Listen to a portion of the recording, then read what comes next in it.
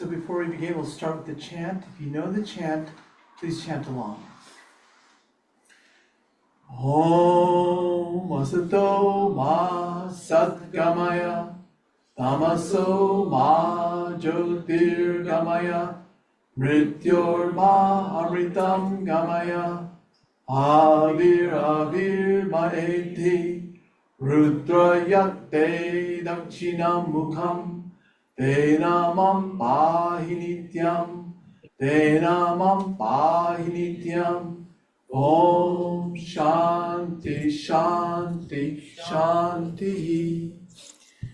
Lead us from the unreal to the real. Lead us from darkness to light. Lead us from death to immortality. O Lord, guide us through and through, and ever protect us with thy loving presence. Om, peace, peace, peace to all beings everywhere.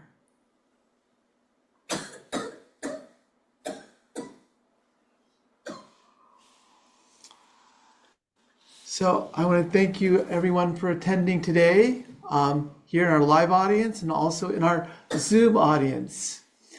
This is an issue we're talking about is how to age gracefully and happily.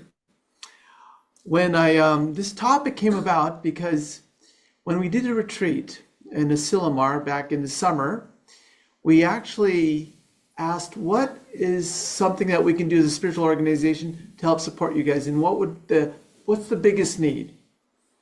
And without a doubt, most people said we need to our spiritual organization, how we can support them as they grow old, as they age. What can we do? So out of this, we developed a committee where we have a few people. Indranil is one of them, his wife Viba, Dr. Rama, Nanda, who will be joining us. So basically, we wanted to develop a website that would give resources, make resources available to people who need things like home health, different resources. What resources are available? Connecting the people who can provide care and people who need care. How to make the connection between the two. Also part of this is we wanted to educate about the process of growing, aging in this community here.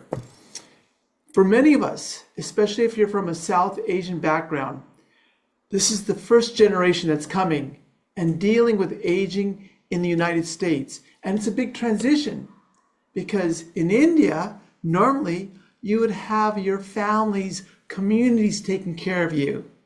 But in America, it is different. So what we're finding is that it becomes a shock if you're living a certain way that you are, and then who's going to take care of us as we get older? For some of us, we thought our kids would be available, but maybe they're not. Maybe they live in far places. So we try to stay as long as we can in our homes till we can no longer do that. And then we're sent off to convalescent homes.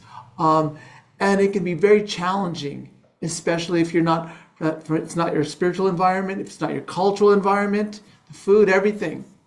So, so this program is the kickstart of something that we're going to do monthly from an educational and support basis, mostly on Zoom.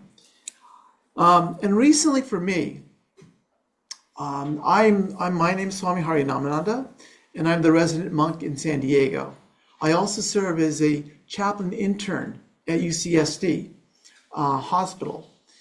So for me, one of the things that happened recently is one of my family members got diagnosed with Lewy body dementia. And it sort of brought a shock to my system. How do I help them spiritually? How do I help them, in terms of helping them surrender and accept the situation? How do I help myself understanding the situation? Medically, what are they going through? Emotionally, have any of you had to take care of somebody else? Okay.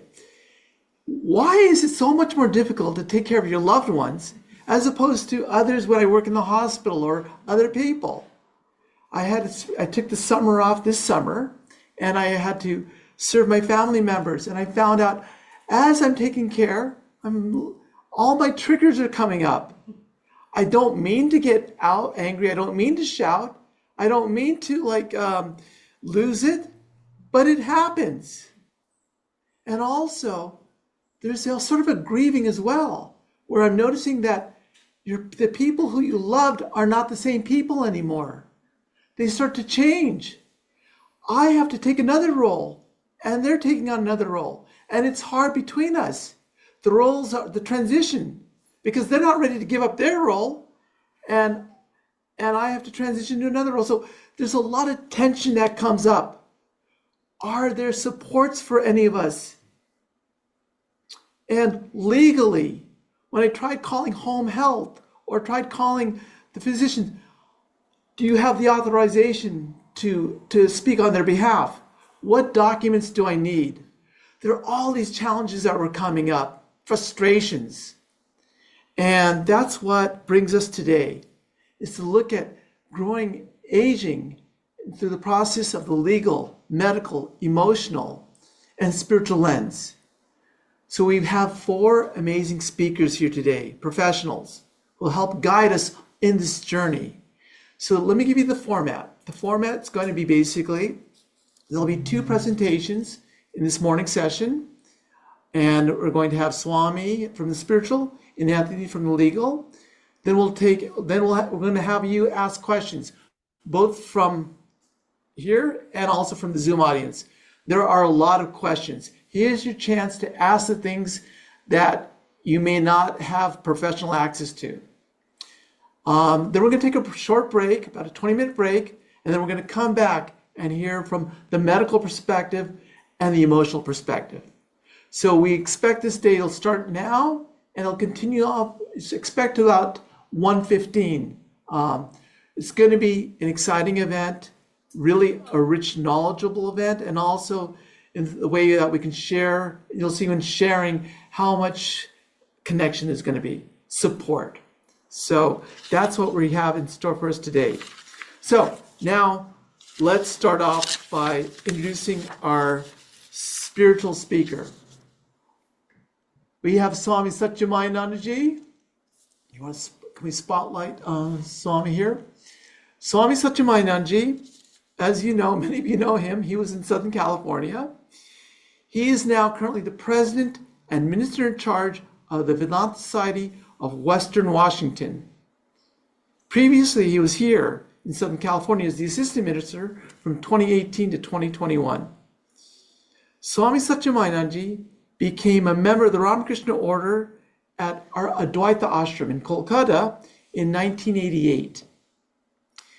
He was initiated by Swami Bhuteshanandaji, the 12th president of our order.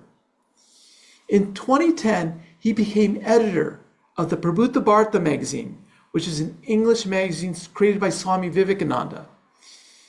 And he was also, after that, he was head of the Ramakrishna ashram in Kanpur in 2014 in India. He has a great ability of bridging psychology and spirituality together. As many of you know, he's a gifted meditation teacher. And one of the things he's skilled in is, when I first met him, Swami, I remember he was telling me that I asked him about some tips on meditation. I think at that time I was back in 2000. So maybe I was falling asleep during meditation. He told me, if I remember correctly, Swami, that when he first started, he used to meditate on a desk, sitting on a very narrow desk, up about 3-4 feet up in the up there. And the idea was that if you do fall asleep, you're going to fall over. So it was just a way he was sharing with me about, like, if you want to wake up, just be alert. And a way to be alert is doing this. So I'd like to welcome Swami Satyamayananda Maharaj for presenting today. Thank you, Swami. We look forward to your presentation. He's going to actually do a PowerPoint, and he's got his PowerPoint here, and we see you over there. So can we, yeah, perfect. All right, Swami, go ahead. Thank you very much for the opportunity to speak on a very important individual and social and national, I would say, subject which is growing in importance. And as also, it is getting more and more difficult, as you have pointed out. How do we maneuver around this? How do we tackle this? So, growing old gracefully. Yes, this has been a topic that is not only the subject matter for this seminar, but also it's a question for every one of us in our own individual lives. Next.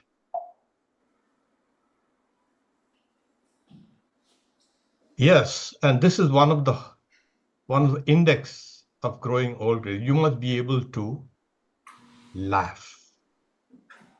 Laugh at yourself at old age, because these are some of the, you can say, jokes. Old age and old people become the butt of all jokes. At age 20, we worry about what others think of us. At 40, we don't care what other people think of us. At age 60, we discover they haven't been thinking of us at all. And wisdom does not necessarily come with age. They're saying old and wise. No, sometimes they say age just shows up all by itself and catches us off guard. Okay. So the human birth is a very high state. Next. In today's society, where it worships sexualized beauty, you see this deep divide, this attachment of old people trying to look young and young people trying to look old. But as Swami Satyamayananda says, the human body is obtained by great merit in past lives. When one is born, the gate to liberation is open. Having a human body, if one does not strive for liberation, who knows when such an opportunity will come again. This is the hallmark of a spiritual life. To first understand that a human birth has been extremely precious and you have acquired it through great merit. There is also in the Bhagavatam, it is said, one who obtaining a human birth, which is like an open door to liberation, becomes attached. The wise one know him to have fallen from a high state. So as you keep on growing old, life begins unfolding. And this is exactly what Sri Ramakrishna says, the goal of human life is to see God. Nobody told us about it. Of course, it was mentioned in the scriptures over and over. They were shouting themselves hoarse. And Sri Ramakrishna puts it very succinctly. This is what your life was supposed to lead you to. But we got caught in the mire of selfishness and attachments, etc. Yes, it is difficult to age gracefully because of all the aches and the pains, etc. However, there are people, despite all these problems of life, especially during aging, they have reached a kind of a state of calmness, and acceptance. Next. If you see behind every successful, gracious living, it has been an evolution of life. They have begun way back. It's not suddenly when old age hits you, you start waking up. Then you know it's too late. You're going to be a grumbler and you're going to be bitter. So it is years of graceful living from when you are young. And also, we would see, we like to keep our homes and our professions and our lives in order, but we have not taken care of to look after our mind, to keep our mind in order. Nobody has been able to stave off death. Just impossible. And that is one of the reasons why we find that life is an unfoldment. And the more you can unfold it successfully, the more gracious one becomes. All life, when you speak about evolving, it means transforming.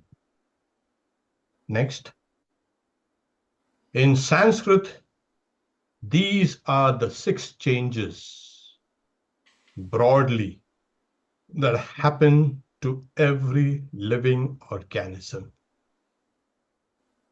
This inevitability must be acknowledged. If you're trying to live graciously, you must understand the inevitability of these changes.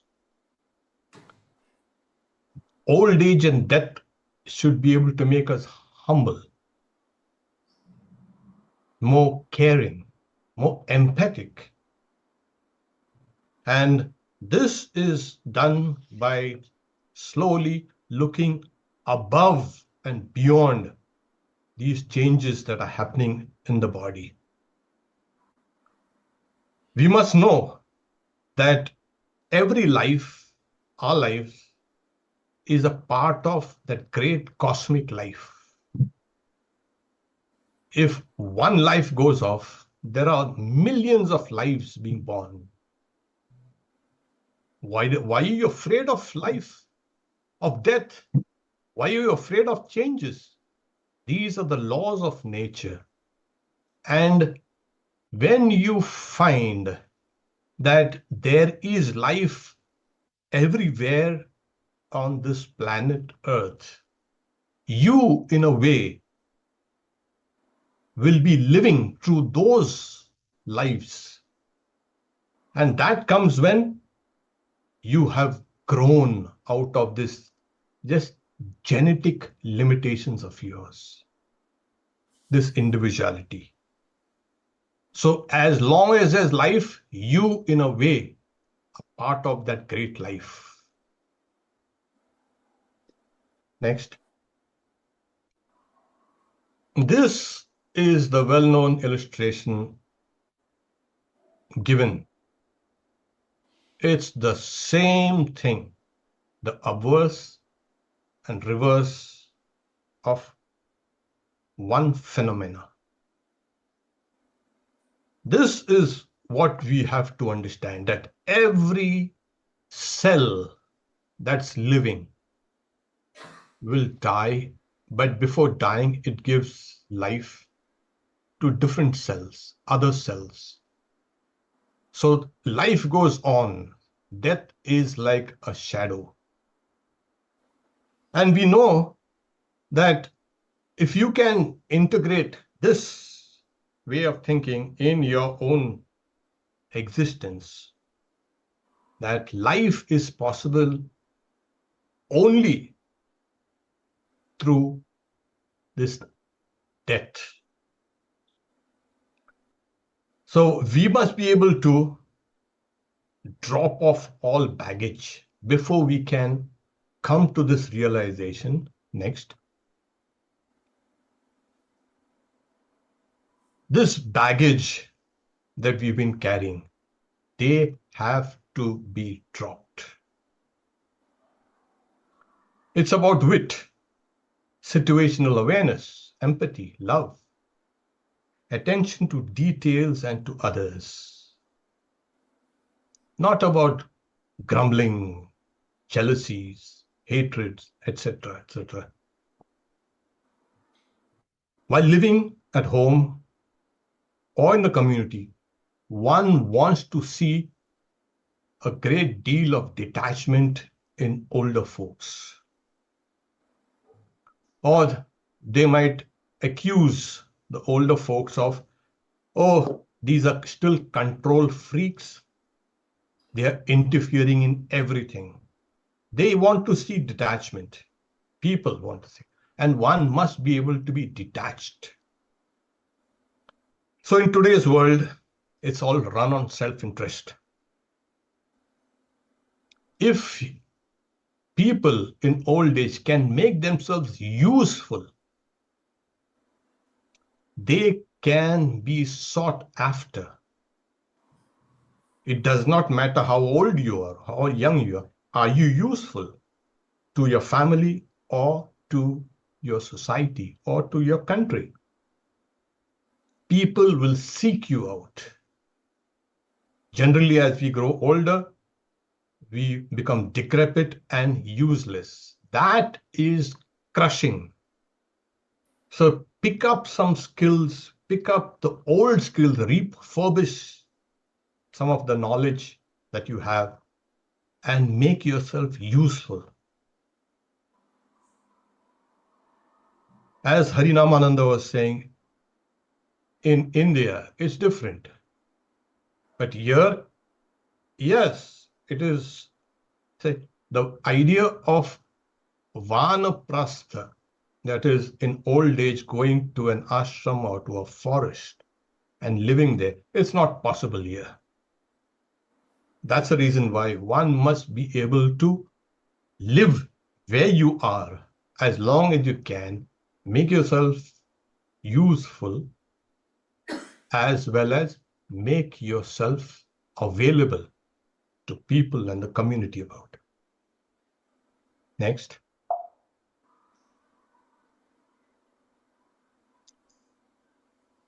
This is what it is. Life is prana. And prana becomes feeble, but there is no death for prana.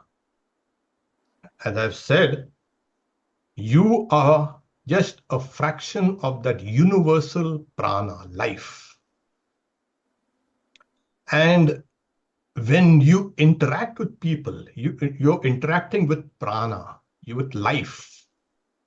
Whether it's trees, whether it's plants, birds, animals, people, everywhere you are interacting with life. And when you interact with life, there is a great energization that happens within your own prana, your own life. Look at people intently, carefully. Look at them. That itself makes your prana strong. Yes. And it is a well-known, you can say, fact in the world of philosophy, that if you live with people with strong prana, you become stronger. And when you live with people with weak prana or vitiated prana, you become like that. So you can make yourself lively, gracious by interacting with life, all forms of life. This is how one can age gracefully. So prana is not only through food and water, etc., but also through interaction. This is what it is. So interact with all life. Next.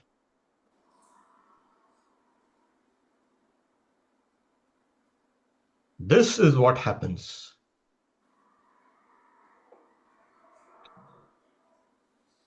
Nobody is taken off guard. No one. It has been telling us, nature has been kind of prepping us, trying to prep us. We have been ignoring.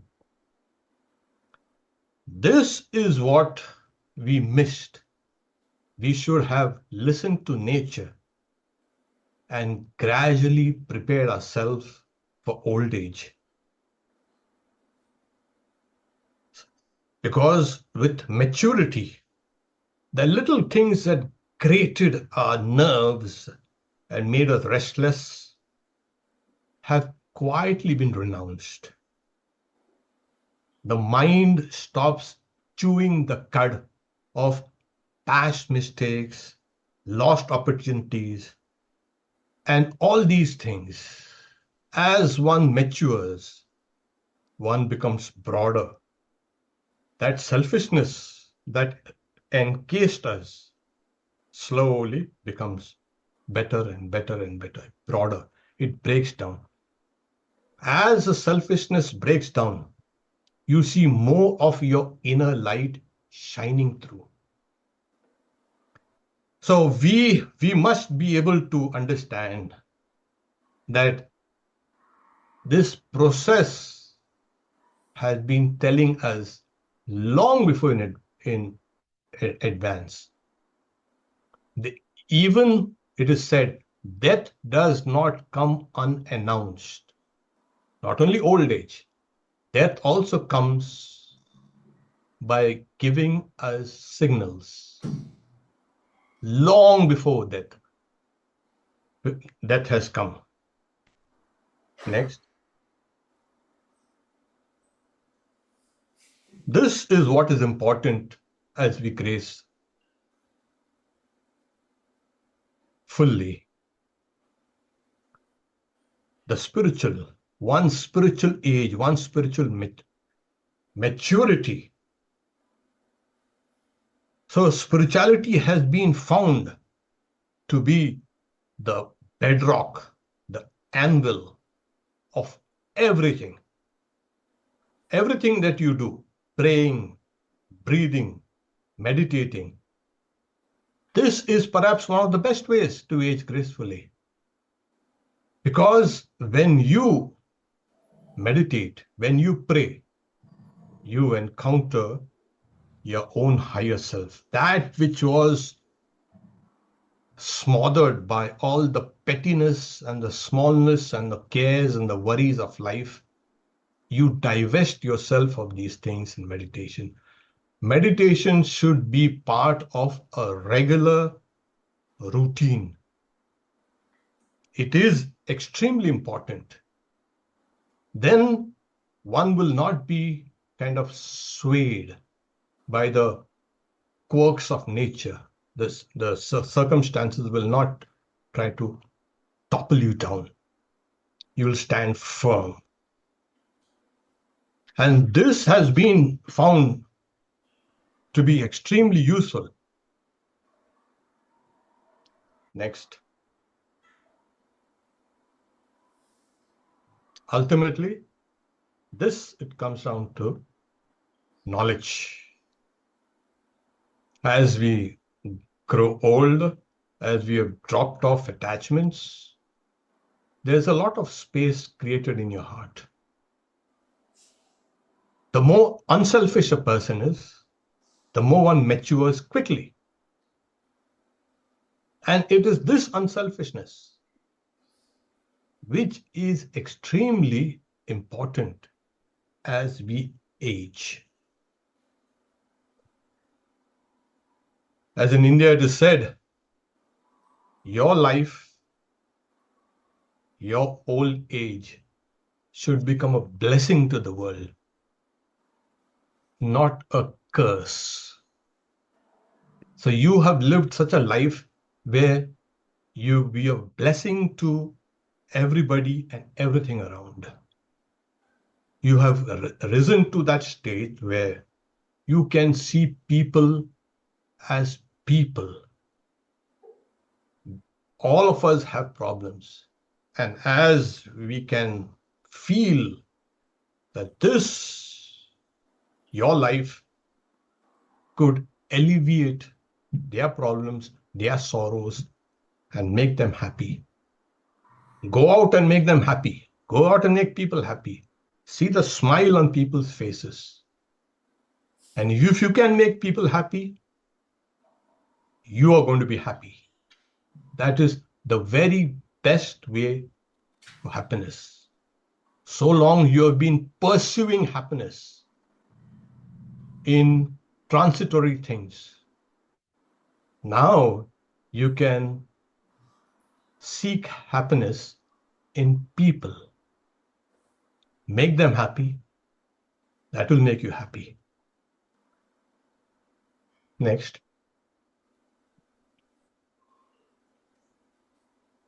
Yes, this is a very philosophical view of life and the body.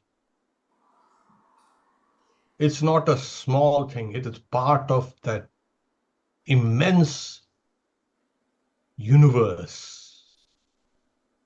When you're saying you're 60 or 70 or 80, what's that? How can you even think of that? Yeah, for conventional uses, you can say, I'm 60 or 70. But your real age of the body is the age of the universe. When this happens, when you can integrate this idea, this fact in your life, it will create a revolution in your spiritual perceptions. You are, in a way, the microcosm of the universe. Next. The body is the age of the universe. The mind is ageless. This is part of what we call the subtle body, the mind. The mind, the intellect, the ego, the memory, the five senses of action, the sensory and the motor organs, and the prana, the five prana. These make up 19 components. These essentially you survives death, survives the physical death of the body. Many people, they have not yet integrated this idea of rebirth or reincarnation. If you can do that, it will create a great spiritual, you can say, anchor. You have been doing this over and over and over again. You've been committing the same mistakes. Now we are going to stop it. Now we are going to transcend these things. Yes, whether you like it or not, you have come here many, many times before. You've had many, many opportunities. You have grown a little, but we want a speeded up growth. So this subtle body is called a linga sharira in Sanskrit. This remains as long as one does not attain liberation. So it is there over and over, it comes, and creation is a continuous process. There is no end. There is no beginning. So this subtle body of yours has been coming over and over, trying to advance a little in this physical world, going back, coming again. This coming and going is called reincarnations. Next. When the mind understands that even beyond this linga sharira, the subtle body, is true immortality, the Atman. The Bhagavad Gita says, know that Atman to be indestructible, by which all this world is pervaded. None can bring about the destruction of this immutable. Avinashi tu tad vidhi yena sarvam idam tatam. This is what the declaration. This is what you really are. Not the physical self, not even the mind self, but this. If you can orient your thoughts to this, you have lived successfully, graciously, and attained the culmination of life. You have realized your Atman, or as Sri Ramakrishna says, you have seen God.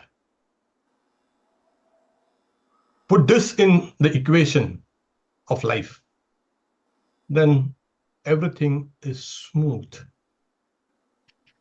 And we will come down to this immortality, which is the birthright of every soul. Think of yourself as a soul. Swami Vivekananda says each soul is potentially divine. The goal is to manifest the divine within by controlling nature, external and internal.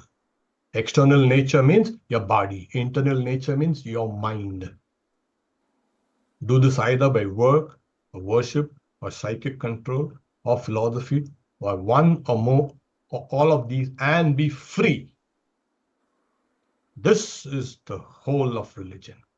So this freedom, your life should lead you to freedom. Om, peace, peace, peace.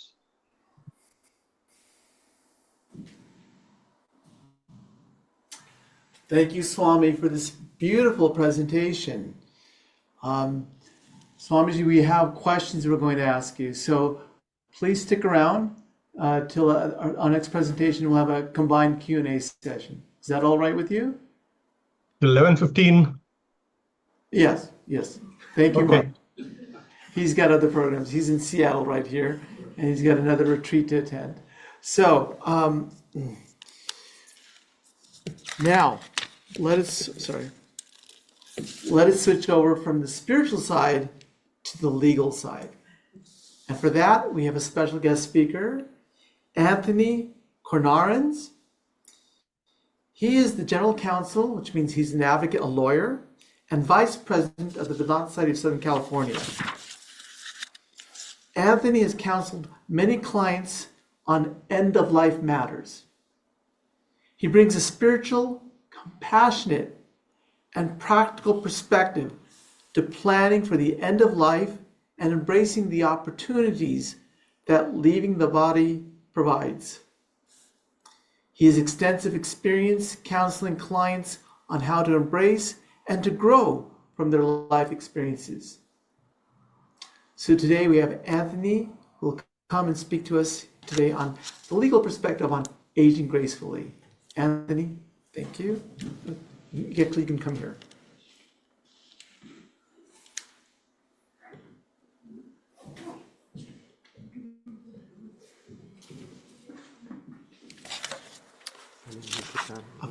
Yeah, exactly.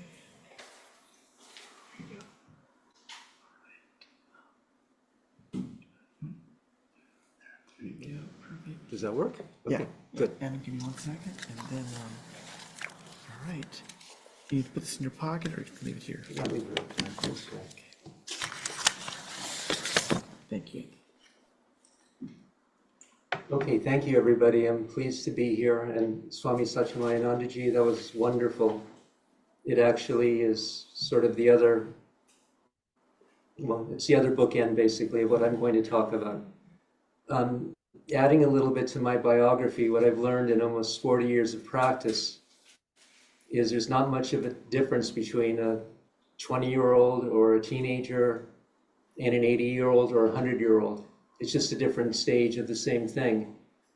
And I've had clients where I've basically not known them, and then I've entered their lives, I've entered their parents' lives, I've entered their grandparents' lives, and they've entered my life. And it's really an incredible journey.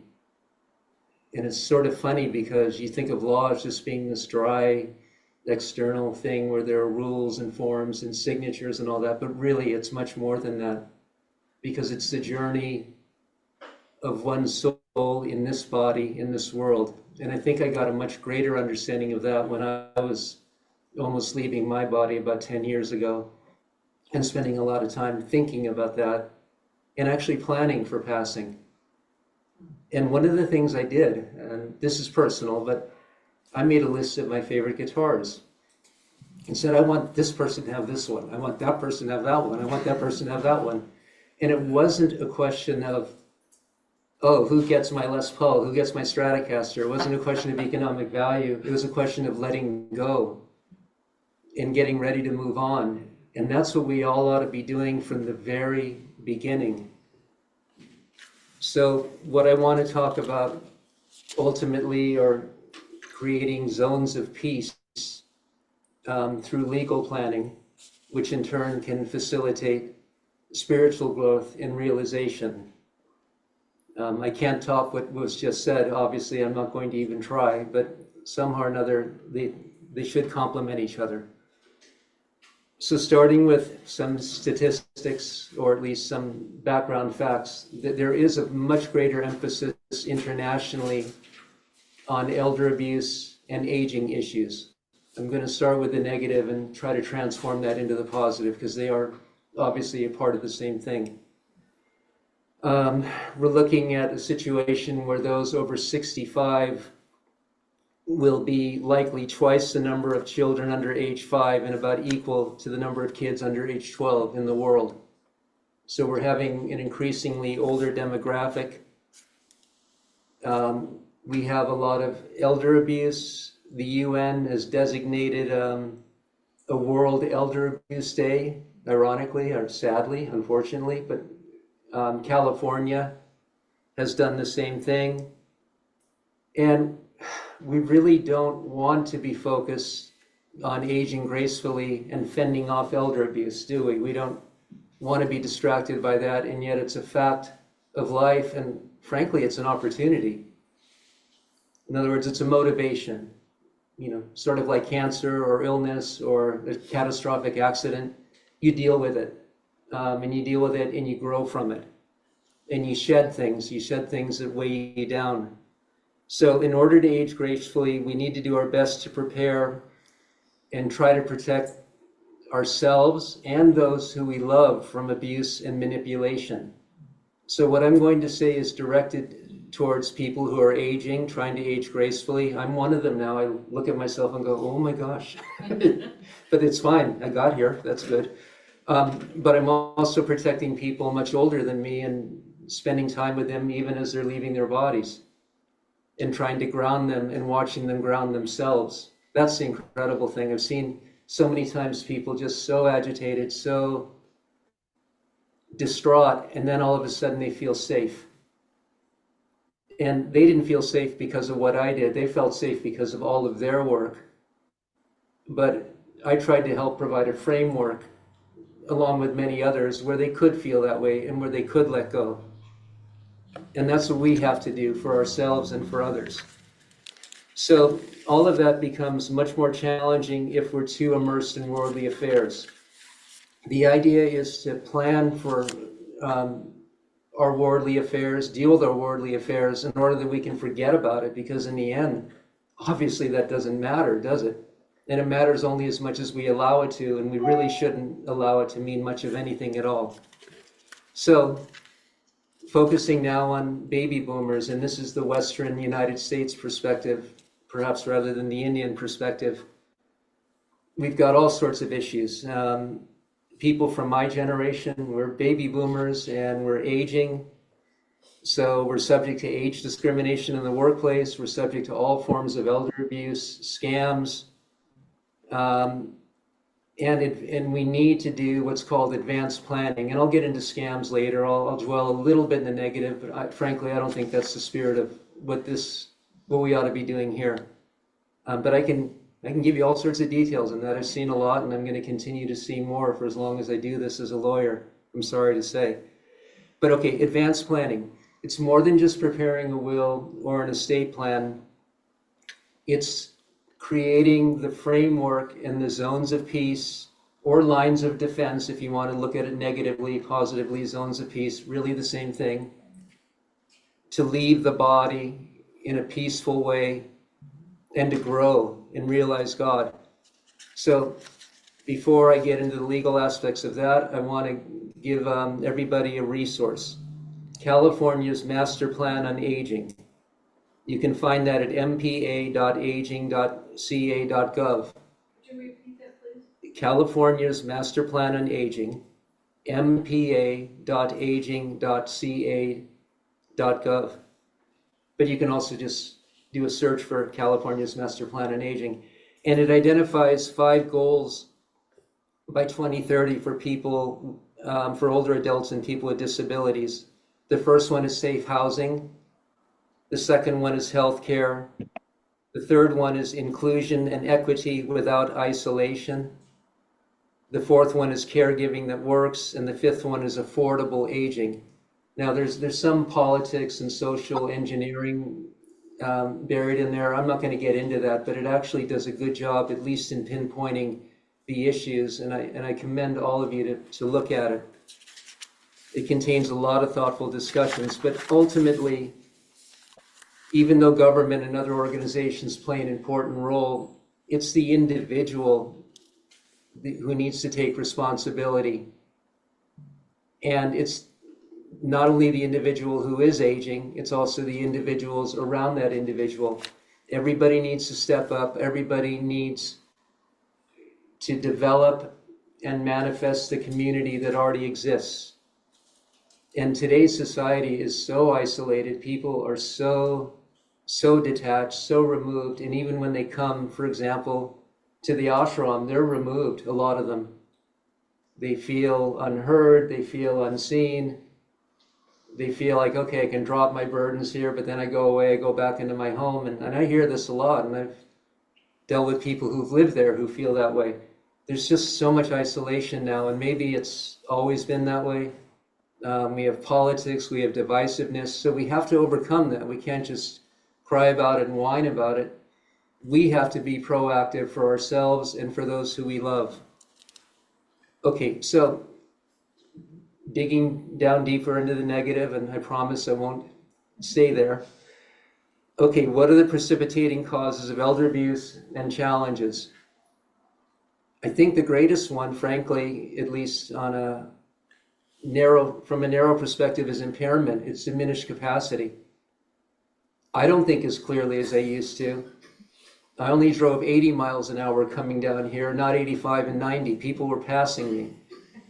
I'm getting more cautious. My neck is more creaked. My wife has to deal with, grumpiness. I'm not what I was on one level, my body. Hopefully my mind is still there, but even then, sometimes I, forget. But that's all right. As has been said, that's inevitable. And what we have to do is we have to gracefully deal with it. But I'll tell you what, if you're 101 and you've got all this money and everybody's swooping around you trying to get a hold of it, it's a little hard when you have physical ailments and you don't have anybody to take care of you. And I took care of someone in that situation, and I still am, even though she's left her body. So there's only so much you can do, no matter how much you prepare for spiritually. At some point, some of us will live long enough to return to the childlike stage where we're vulnerable. And at that point, we hopefully have built protective mechanisms. So it isn't like taking candy from a baby or taking candy from an elder, because there are protectors around. So what happens? Spouses or partners have passed away, friends have passed or moved away, you have impaired mobility, you have impaired mentation, and most importantly, I think you withdraw inward, psychologically, spiritually, or both. You just feel like you've run out of steam, even though you really haven't. I mean, we're very powerful, so we can beat ourselves down if we choose to, or we can choose not to. And that takes discipline. There are also technological divides. I'm using paper. I don't have PowerPoint. I want it that way. Others don't want it that way, and they're isolated in their home. They don't even know how to pick up the phone. So those people need to be contacted. Those people need to be brought back into the fold. Those people require patience. And if an elderly person is having a tantrum or is grumpy or thinks that you're out to steal their money, even though you're out to protect their money, you have to be patient. You have to be loving. You really have to. And when I was in the hospital, I had a nurse who would come in and kind of go like that and show me her socks. Why? Because she's trying to engage me in the world. I knew what she was doing, but it was great. It's like, okay, someone's interacting with me like a human being. So when you're really messed up, having someone like see the humanity in you and see what you once were externally, but still are internally, because we don't change internally other than hopefully we get closer to realizing the divine within us. But elderly people and ones who are impaired don't like being treated that way. And that causes them to withdraw all the more, which in turn makes them even more vulnerable. So it's up to us, if we're feeling that way about ourselves, to snap out of it as best as we can. And if we see somebody who's feeling that way, treat them with love and compassion. And guess what happens? You see the good side of them. You see the side of them that's really there, that was always there. There are also have and have not dynamics in our society, especially now with the boomers. So many people can't afford a house. So many people who feel like they had no money actually have a few million in their house, but it's piled high with stuff. They can't even get in and out of it. And so many people are trying to get a hold of that house. I've seen that so much now. Sadly, it's all about real estate and how do I kill somebody so I can have their home. I saw that too recently. So, and I promise I'll not stay here in the mud, but these are all challenges, and I'm giving you extreme examples, but we have that because there's a lot of envy, there's a lot of insecurity. So if you're elderly and you're vulnerable, again, how do you protect yourself? Well, you can get a caregiver, but now you're dependent on somebody. They're shifting power dynamics. The caregiver can become a parental figure. The caregiver might not be a family member or might be a non-spiritual family member. And there are definite contradictions where the caregiver is being paid with the assets of the elder, right? In other words, I'm paying you, but you have to change my diapers. So there's a lot of things that have to be worked through here in our Western society where people are isolated and where the nuclear family isn't even holding together anymore. And also generational issues, and I'm not going to dwell on this too much, but I've seen it a lot, substance abuse and addiction in older adults. Because after all, children of the 60s and the 70s and the 80s perhaps got used to chemicals more than other people, or maybe now it's more overt. So a lot of dependence. Okay, so that's it for the dwelling completely on the negative. So let's talk about the first zone of peace, which I've alluded to already. Maintain as much personal responsibility as you can. How can an elder do that? Obviously, prayer, contemplation, meditation. Others can talk about that more profoundly than I can, but the other one is maintaining connections to the outside world. And I think the outside world ultimately is the least important. It's what's inside of you. But nonetheless, you've got to deal with the outside world, because the outside world is going to come to you whether you like it or not. And if it doesn't come to you, you're not going to be in good shape. So you need to have a good connection with the outside world. Not just the inner world, but the outside world. So build a support structure, family, friends. If you feel alienated from family, if you feel alienated from friends, come to Vedanta. If you want to come to Vedanta, come to somewhere else. Go to a support group. Go to community organizations. Reach out, constantly reach out to the world, constantly reach out to others, constantly give to others, as was said earlier. so that in turn you can be more vibrant, more energetic, and get more. It's that flow. On a more mundane level, get an attorney or get a professional fiduciary, even if you think you don't have assets. Now, I know that sounds kind of funny, but in a prior life as a music litigator, I was involved in a lot of royalty cases where people died with no assets, and then 20 years later, people were fighting over millions of dollars in their royalties. But they died in poverty. They thought they had nothing. Would have been a lot easier if there had been some estate planning. I'll just say it that way. So wealth is an odd thing, material wealth. It is actually there, even if you don't think it is. But even if it isn't there, if you're acting responsibly and preparing to leave your body by putting your affairs in order, guess what? You're taking responsibility and you're showing love and compassion to those who you leave behind. Please don't leave them in a situation where they have to figure out what Anthony wanted, what Dad wanted, what Mom wanted, what brother wanted. And I learned that from my own mother. She had it together. I mean, her kids were good. We weren't going to fight, but she didn't give us any opportunity to even think about it. There were lists. Everything was perfectly in order. The estate planning was negligible. Why? Because she had different bank accounts with different kids named as beneficiaries, so it passed automatically upon death. No probate, no nothing. That was an act of love. Okay? Someone took the time to figure it out. So stay engaged with the outside world. Give to yourself. So third zone of peace, plan ahead while you can. One aspect of that, of course, is estate planning, which is what I'm really supposed to be talking about, right? The nuts and bolts. So I'll run by quickly, then I can answer more specific questions. You can have a will, you can have a trust, you can have an advanced healthcare directive, you can have a power of attorney, you can have a do not resuscitate. And I'll briefly talk about what those are. The will obviously is something that says, this is what I want to happen when I pass away. You appoint an executor. That's the person who's responsible to do what your will is, and you dispose of your property. If you don't do that, and I'll finish in 10 minutes, Swami, don't worry. No, Okay. I want to get you some water. That's I was trying to find someone to, never mind. Okay. If you don't have a will, guess what happens? And this is important, because if you have any assets at all, what happens is that a probate has to be opened. A stranger is appointed to handle your affairs. The stranger charges an amount allowed by the court.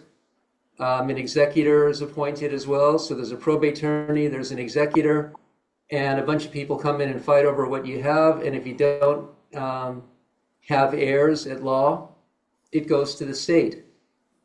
And fine, you're gone. You don't care. You never cared anyway. You just amassed a bunch of money and left, and the heck with them. It didn't matter at all, did it? Yeah, it actually did. Having material possessions, it's a gift from the divine. So there's a responsibility. There's a responsibility to pay attention to what it is that you want done with it, and a responsibility to try to channel it in the right way. I'm not going to tell you what that is. No one should. But if you don't think about it, you're really advocating a responsibility, and you're abdicating a spiritual opportunity. So you can have a will. If you don't have one, expect battles between heirs. If you have assets, expect unnecessary taxes. And again, there's a part of you that's still here, maybe in your cousin or in your niece or in your nephew or in your son. So that part of you is inflicting pain because you didn't do what you were supposed to do. You didn't bother to take the time. So you can also have what's called a trust. A trust avoids probate. And this is nuts and bolts stuff. But the important thing about a trust is you've got to fund the trust. And what that means in plain English is if you have assets, they need to be in the trust as of the time you pass away in order to avoid probate. Commonly, when you have trusts, you have what's called a pour-over will. The pour-over will basically says, oh, I forgot to put this asset in the trust, therefore it automatically pours over into the trust upon my death, but then it requires a probate. There's nothing wrong with a probate, but it's an unnecessary step. Can you just say what's a probate? What's probate mean? Oh, thank you, Swami. That's opening a case in court and having a judge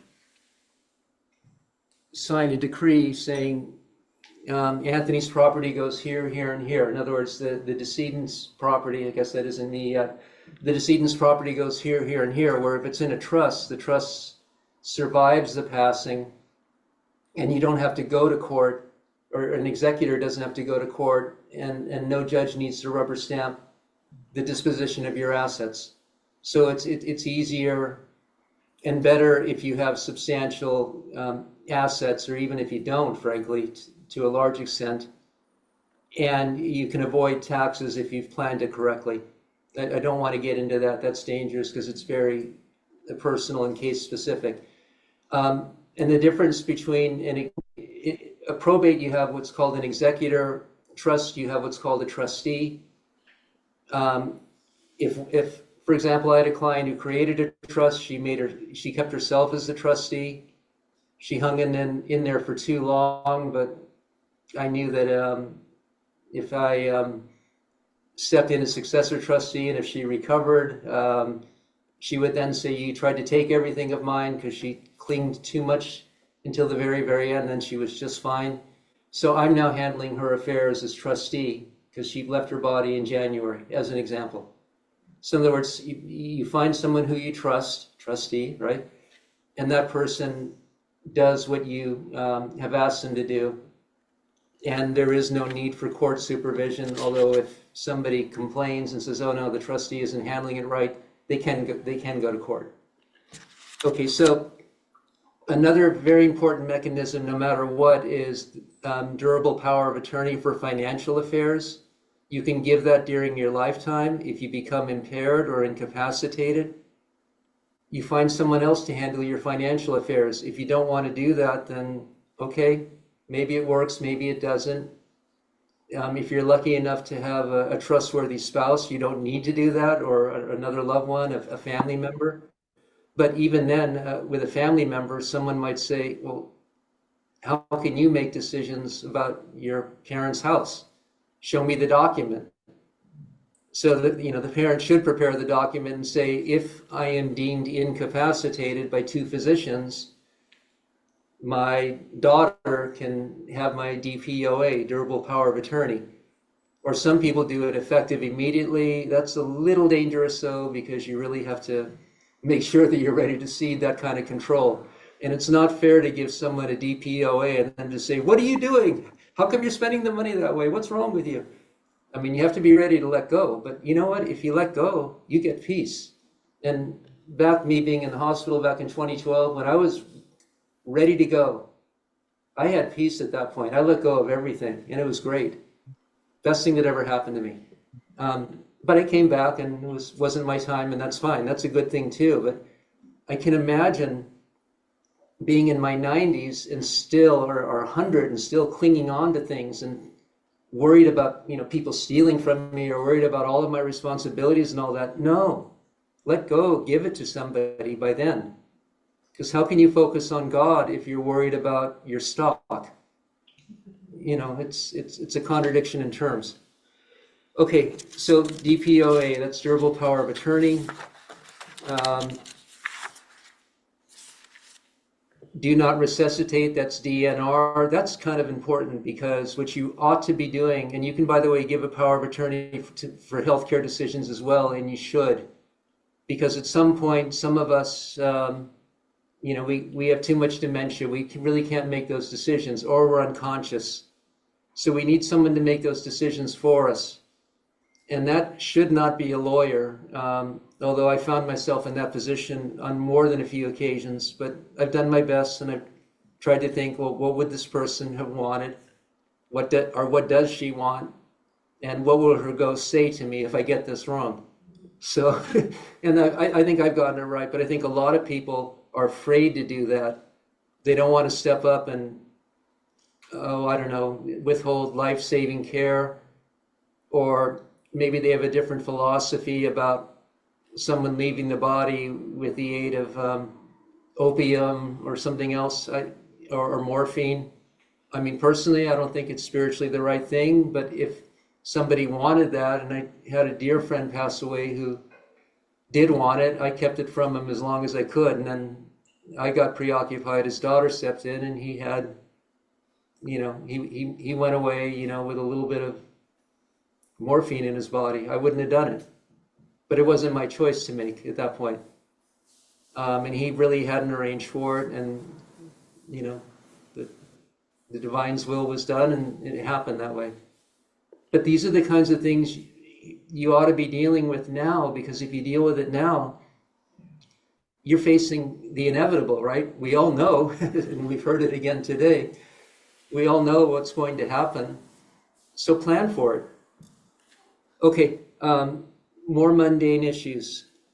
You can divest yourself of some of your wealth before you leave the body if you want to, in a way that's spiritually healthy, if you've got it, if you've got the money. But don't just give it away, because there are a lot of people out there who will gladly help you divest yourself of your wealth.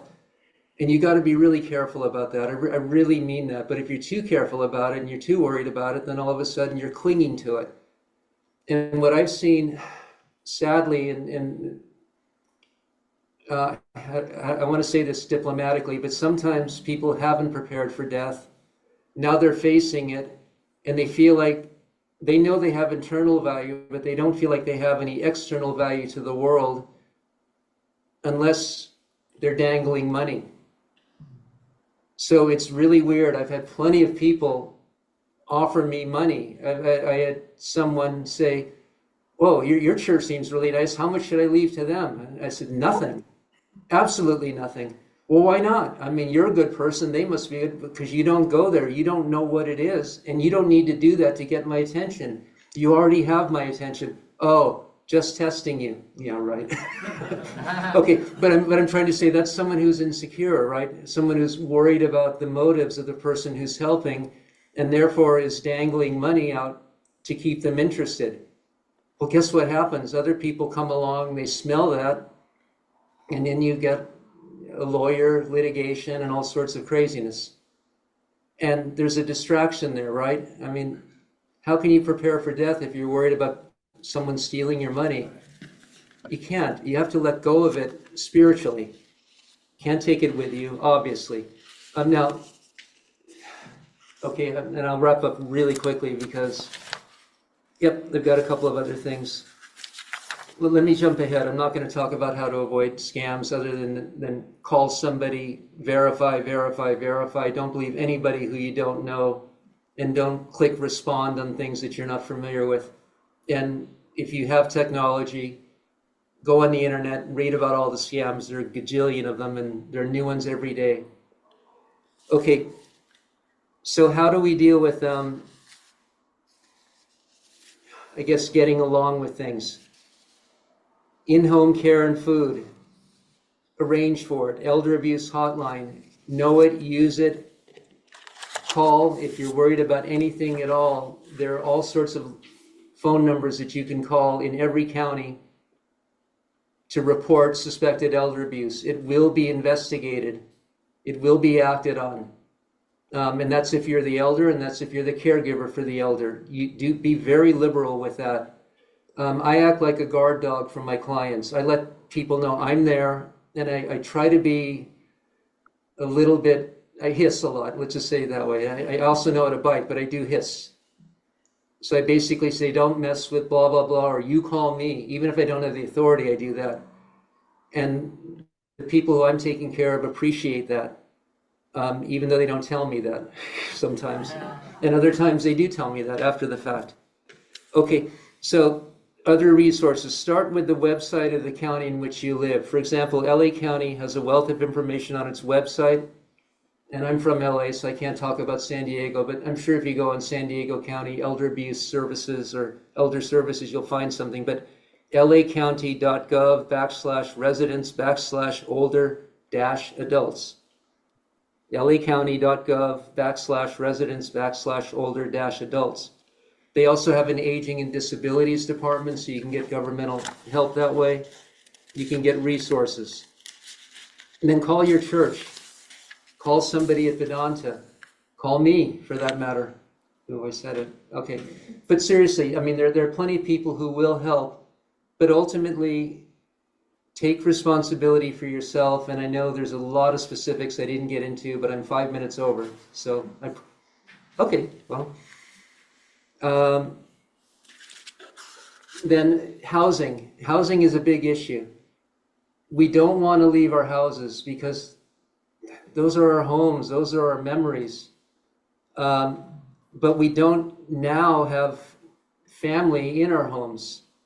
And maybe some of us aren't fortunate enough to have a loving son who will come and spend the summer with us, ministering to our needs. But even then, everybody has lives. So you need to be willing as an elder person to ultimately let go or to make arrangements.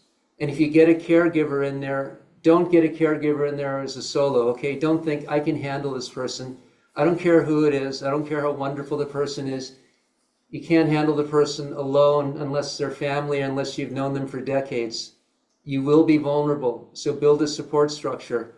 A lot of people have homes. A lot of people need rooms.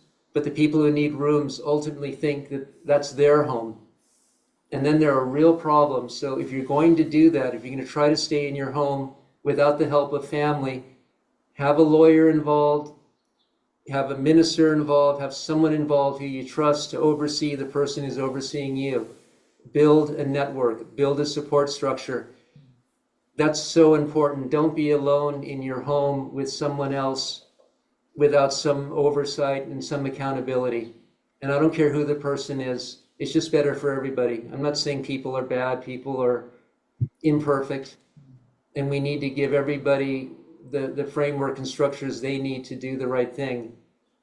Group homes, yes, but a lot of people go into group homes and figure, okay, now I'm just warehouse, I'm on the shelf, I got 6 months and I'm out of here.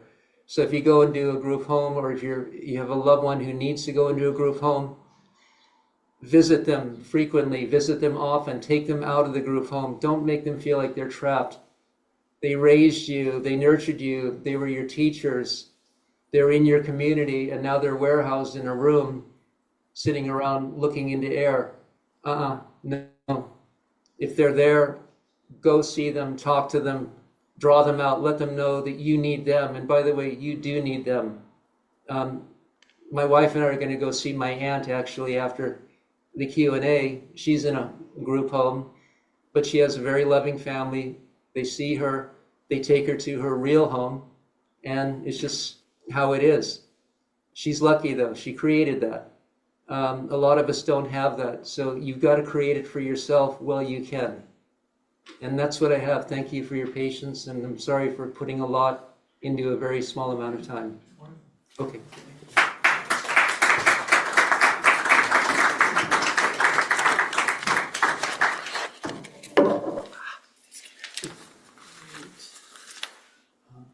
So we want to get Swami back up.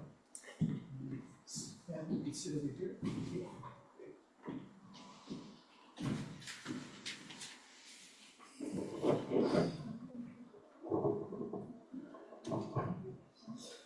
So now at this point, wonderful presentation by Anthony. Thank you. Anthony, just a quick question regarding the, was it the DPUI, was that the? DPOA. DPOA, okay. Durable Power of Eternity. Right. Does that cover both financial and medical? You can do one that covers both. I don't recommend it. I recommend that you do two. So Financial is sometimes different than medical. For example, I find myself doing medical things for people who I'm a lawyer for, I haven't known for that long. Yeah. But that's because there was no one else. Right. Better, and perhaps there's a family member who would be better at handling medical because they know they've been with you, etc. And then there's someone who's better for financial. I would split them up, even if you have the same person. And you might ultimately say, well, okay, Anthony is great on the financial stuff, but I want the morphine. He's not going to give it to me, so I'll have someone else do that. He'll give me what I want. So usually, let's say, if a family member becomes, is it usually one family member? Or are you suggesting you have two different family members in charge of two different things. Yeah, very well. Honestly, that's up to the person. But sometimes, well, under California law, if you have two people on one document, they have to agree unanimously. So that's a really dodgy situation, one that I'm dealing with right now. Actually, you have to talk through. You have to really think about it if you're going to designate two trustees, for example. Because if they disagree, it deadlocks right there. Right, correct. So I don't think that's a great idea, unless you're. And by the way, don't do it to appease your kids or family members. In other words, oh, I don't know. One child will be offended if he's not on there. Like, okay, my brother's name is John, so Anthony, John will be offended if Anthony's the sole one, or Anthony will be offended if John is the sole one. No. Right. My mom actually said, I don't want Anthony to be my executor. He's too busy. I'm going to have Diane do it because she has her act together, and I know she's not going to, be overwhelmed by everything else. Right. She made the right choice. She really did. I mean, so be willing, if you're designating that, to potentially offend somebody because you're trying to take care of yourself, and ultimately, what's best. So different people for different documents is probably better, and certainly not two people on one document unless you feel like you can't fully trust either of them and they need to consult. And by the way, it can be that way because, well, okay, the brothers have never gotten along. They're going to have to get along now. Yeah. But, it's so fact specific and right. Yeah. No, thank you so much. Sure. These are great insights. So at this point, I do want to open it up for Q&A. Our first preference will first be here. And then also, if you're in Zoom and you'd like to ask a question, please just raise your hand on Zoom, okay?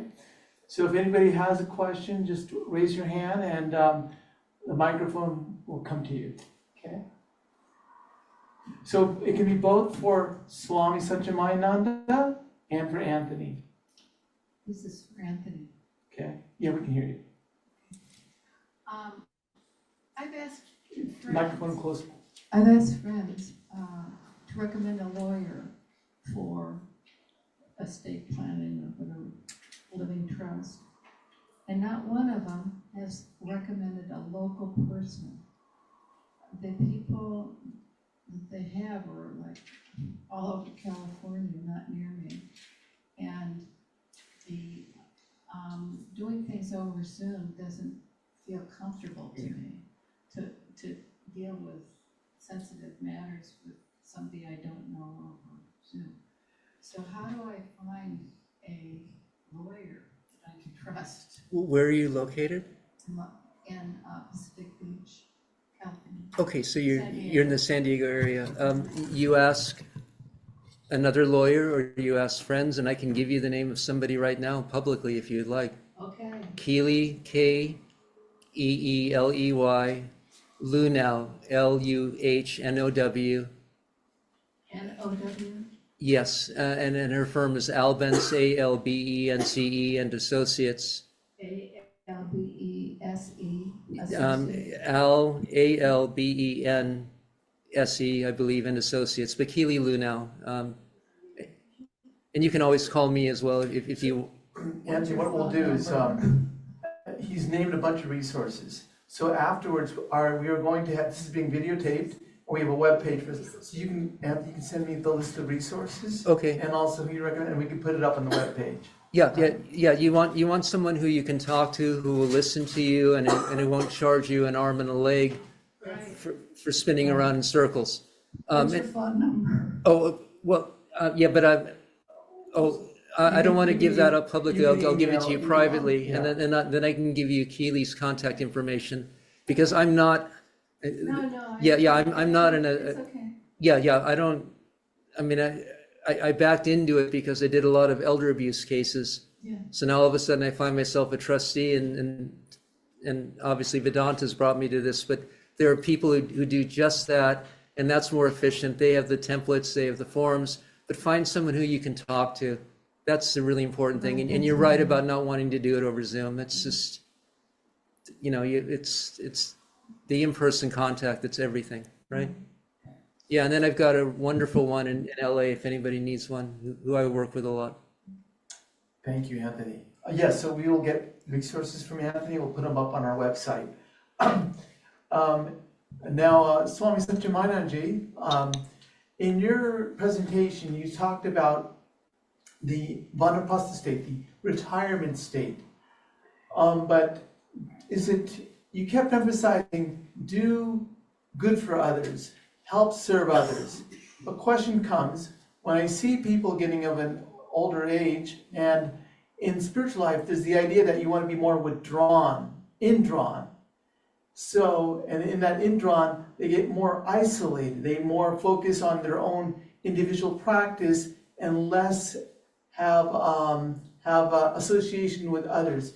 Can you tell us a little bit about the balance, or because you're emphasizing where do you serve others compared to where do you serve your own self through your own practice in the indrawn stage? Can you talk a little bit about that? Yes, thank you for the question. This is a misconception about getting into spiritual life and withdrawing completely, getting into a shell. That is wrong. That was dismissed long time back by Sri Ramakrishna, Swamiji, Holy Mother. They showed by their life that they were extremely active. When you are practicing spiritual disciplines, you've got to be quiet. Yes, you have your quiet moments, but that meditation and prayers that one does has to be translated into actions outside. So it's not quite pulling yourself away and saying, I have no concerns of this world. No, we all owe over debt to this world, and you go out. Regarding Vanaprastha, as I was saying, in those old days, the forest dwellers, they were trained since they were young, when they were children. I see. They studied and then they entered married life. Even in married life, they continued their studies and their altruistic work, etc. Because the householder is supposed to be the prop of society. Because the sannyasins, the brahmacharyans, the old and the young depended on the householder. So that person already had the practice behind him. And then that person, when he leaves the day-to-day cares, that person is competent to stay isolated away. But that will depend on the type of spiritual practices you're doing. At that very mature state of meditation, you can take yourself out. But most of us have not come to that stage. And so when you are in this state, in this world, to take yourself out completely is inadvisable.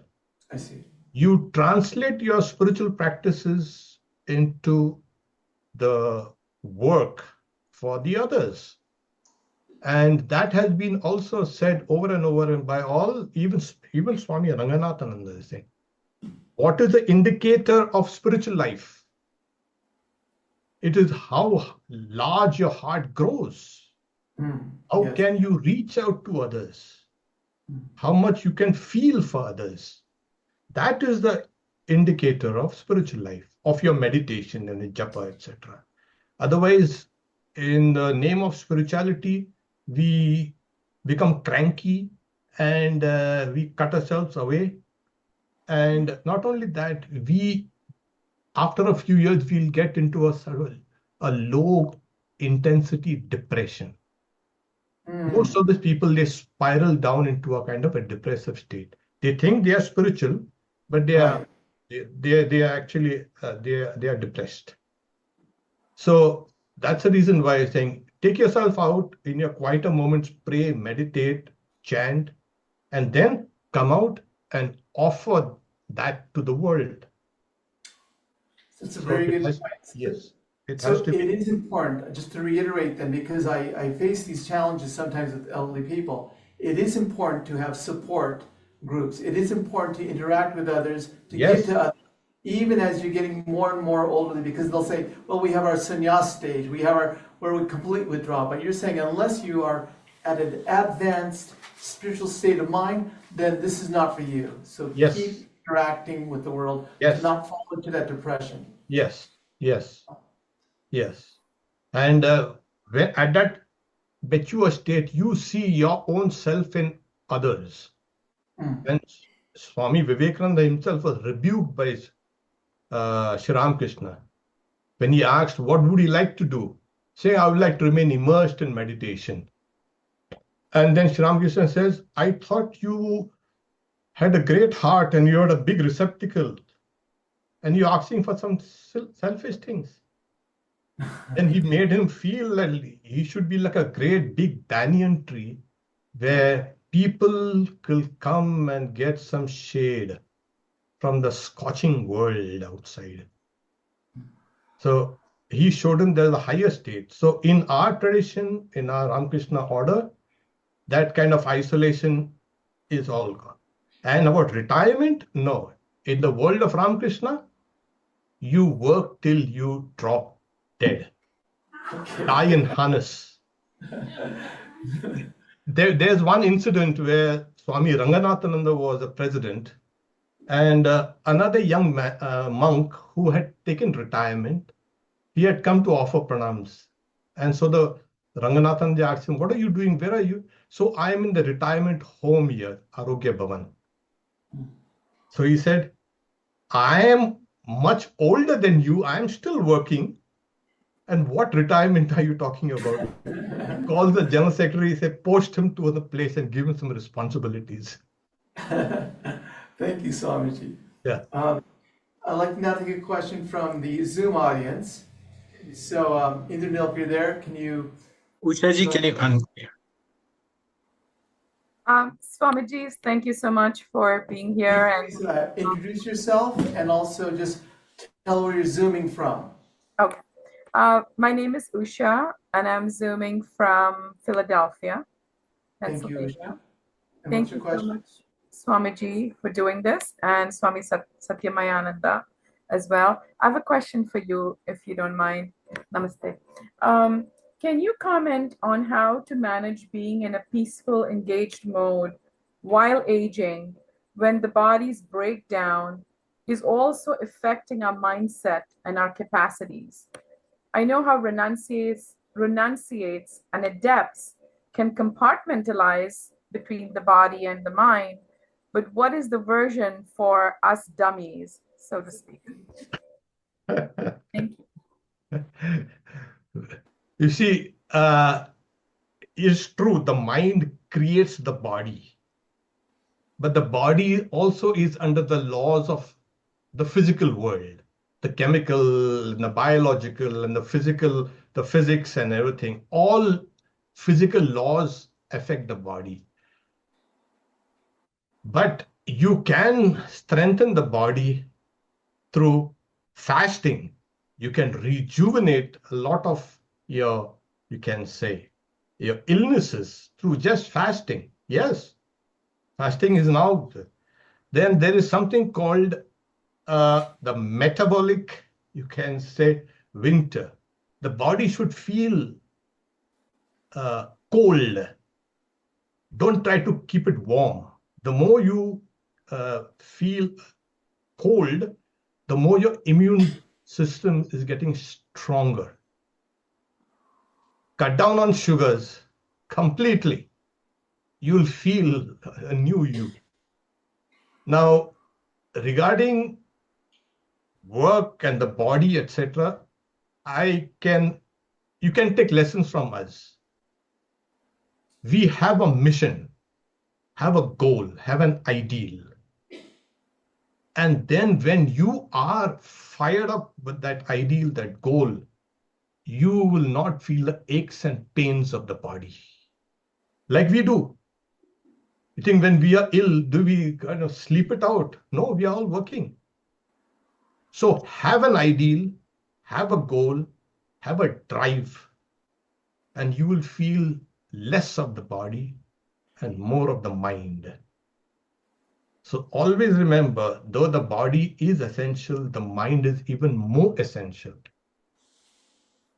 So as Anthony also was saying, go out, interact with people, meet them, even go and talk, just talk to people, or just sit down and watch people. You see how things change for you. So this is how you come to a state of balance. Your inner world has got that drive to acquire something, or say, even if it's not a spiritual goal, say I want to plant 1,000 trees. Go about it and work towards that. If you can have that kind of drive, that will stave off all the pains and aches of the body. We really don't compartmentalize, because if we compartmentalize, we are in trouble. We always know that one is greater than the other, yes, and let one dominate the other. We will let the body run its course, let the mind run its course. We lay emphasis more on the mind. So this is what we would do. I would advise you, keep a goal, keep something where you can work towards it. Anthony, do you have any other comments to make about this? Well, what I would add is when the mind starts, when the meditation process slows down, the soul energy, the knowledge is still there. You just can't articulate it the same. You can't think about it the same way, but it is still there. I've seen that in many people. They're babbling on, but the wisdom is there.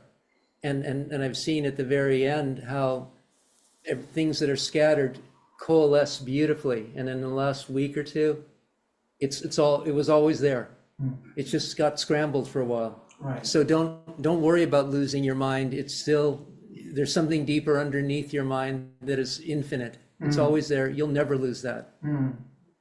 Yes, I agree that old memory will come out. The spiritual memories, they come out towards the So end. sometimes we talk about, he said, dementia, where we're losing. Yeah. Someone compared it to a bookcase where, say, your primordial, your like your younger thoughts are in the last top shelf. I mean the bottom shelf. So when you shake the bookcase, the things that are most uppermost in our mind, things that are get shaken off, but the ones that are sort of embedded in ourselves, those memories that have been long-term, stick with us. But so can you talk a little bit about maybe when you feel like you're losing your mind here, like in dementia, is there still, you guys are saying there's still a spiritual perspective to this, right? Is it equivalent? Yes. Let me ask you a question. You know how it's like almost erasing the software. So when we talk about dreamless sleep, we talk about that sleep where you're going into you're dreaming of nothing. It's like a blank slate, but you still feel the joy and bliss within yourself. Would you say it's equivalent like that, dementia, where you're losing the memories, but yet you're still feeling there's an underlying joy within you? Is that what you would say? Yes, and it comes out. I've seen it come out. More and more manifest. Yeah, and yeah, it's always there, and it comes out at the very end quite often. Okay. That's what I've seen. I mean, personally, someone just completely scrambled, people who you know, by the way, and then they, at the very end, comes together, and they're there. So don't. I know dementia is painful. Obviously, it's really painful to see it, and I've had. Well, anyway, yes, it's painful, but that person is still there. That soul is still there. That divinity is still there. And talk to that divinity. That's the other thing. If somebody has dementia, they're still there. And if you talk to them like they're a child, you're actually degrading them and demeaning them, at least externally. They're still there. That's my experience. Thank you. Sure. Anybody have a question, live audience? Okay, wait for the microphone. I have a question for you, Anthony. You mentioned estate plan, will, and trust. Can you tell me what the differences are, and do we need all three of them signed and sealed and everything? Well, no, estate plan is a broad term for planning for death. So one component of an estate plan can be a will, another can be a trust. You don't usually need both. And a will basically involves a court stamping or approving what you've said in your will. A trust, on the other hand, is self-actualizing. In other words, the trust survives the body. It's just there's another beneficiary. If you set up a trust, you're called the settler. You've set it up. If you control the trust, you're the trustee. And if you benefit from the trust, you're the beneficiary. So all three of them can be the same person, or you can separate it out. You can have a trust and divide it up amongst your 18 kids as beneficiaries or whatever. I mean, not you personally. So you don't need both is what I'm trying to say. The only overlap is the pour over will, but that's just a technicality. Don't worry about that. An attorney can explain that to you. So that's one part of an estate plan. Another part of it is who handles things while you're still in your body in terms of your finances. That's the durable power of attorney. Another is who handles medical decisions. That's the advanced healthcare directive that everybody ought to have. In other words, if something happens to you where you can't make decisions, have somebody who can make them for you. So the broad concept is estate planning, but those are some of the components, and a lawyer can give you more details, but that's a very broad overview. Does that help? Yeah. Okay, good. Thank you. Let's go to the internet and have a question from the Zoom. Maharaj, could you speak a little bit towards surrendering to God from two perspectives? One, being the person who is aging and practicing. Obviously, for us, it's not the same as monks, but it's very difficult to completely surrender and depend on God for everything. But from that perspective, but also from the caretaker perspective, or somebody who is not the caretaker yet, but for us, I mean, is caring for family the end? I mean, we are kind of balancing that we want to renounce, we want to, but some of us will care for family for the rest of our lives. But so it's like a heartbreaking, but it's just like something I don't know how to think about as well. What's your name, may I ask? Rita. Rita, thank you, Rita. Swami, go ahead. Yeah, Rita, nice to see you. Yeah, I've known Rita for many, many years. And yes, Rita, it's impossible to renounce the idea of the ego, the I. So Sri Ramakrishna says, so let the rascal I be the servant I. That's what you mean by surrender.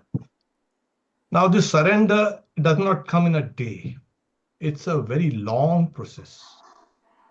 And the easiest way is to keep on working. People think surrender means to stop working, not doing anything. No. It is, in fact, surrendering to God means you're working twice as harder than you would normally work.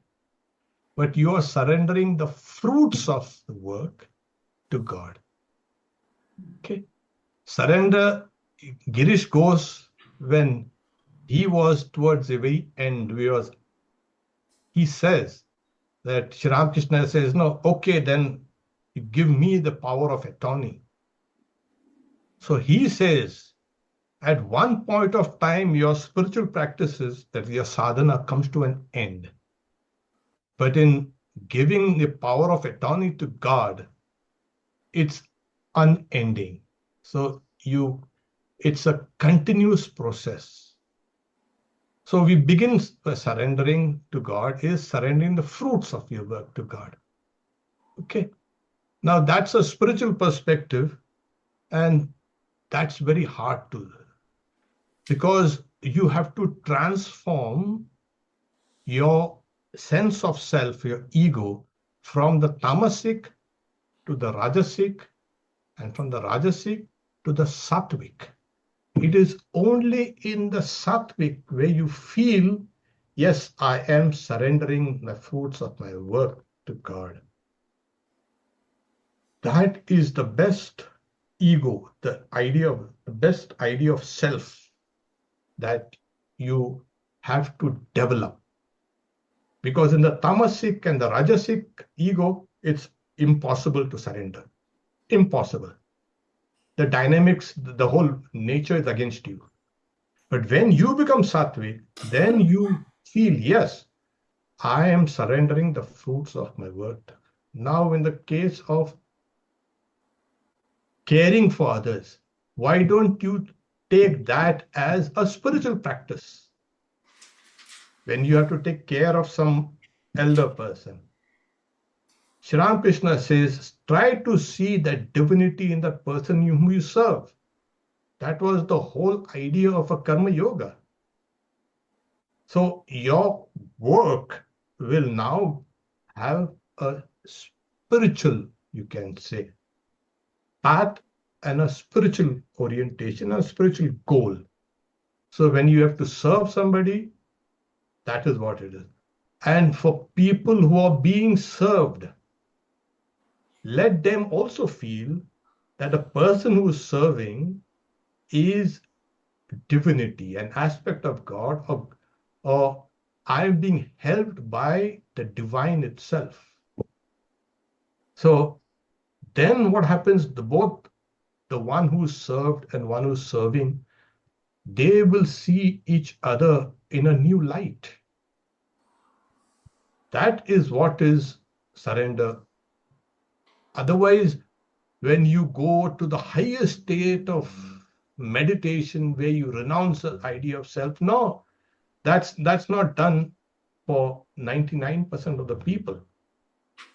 So the idea is to keep on in this dynamic world, work, but change your attitude towards service, towards yourself, and that will transform you. Okay, Rita, I think she's okay. Thank you, Swami. Okay, so let's have a question here. Raise your hand, Rama, or Rama then Sharnaz. Thank you, both of you. I wanted to ask if the Vedanta Worldwide Organization has senior residences that are lovely. Because I've been in so many in the US that are not lovely, especially if you're low income. I can answer that question. So Yeah, you better.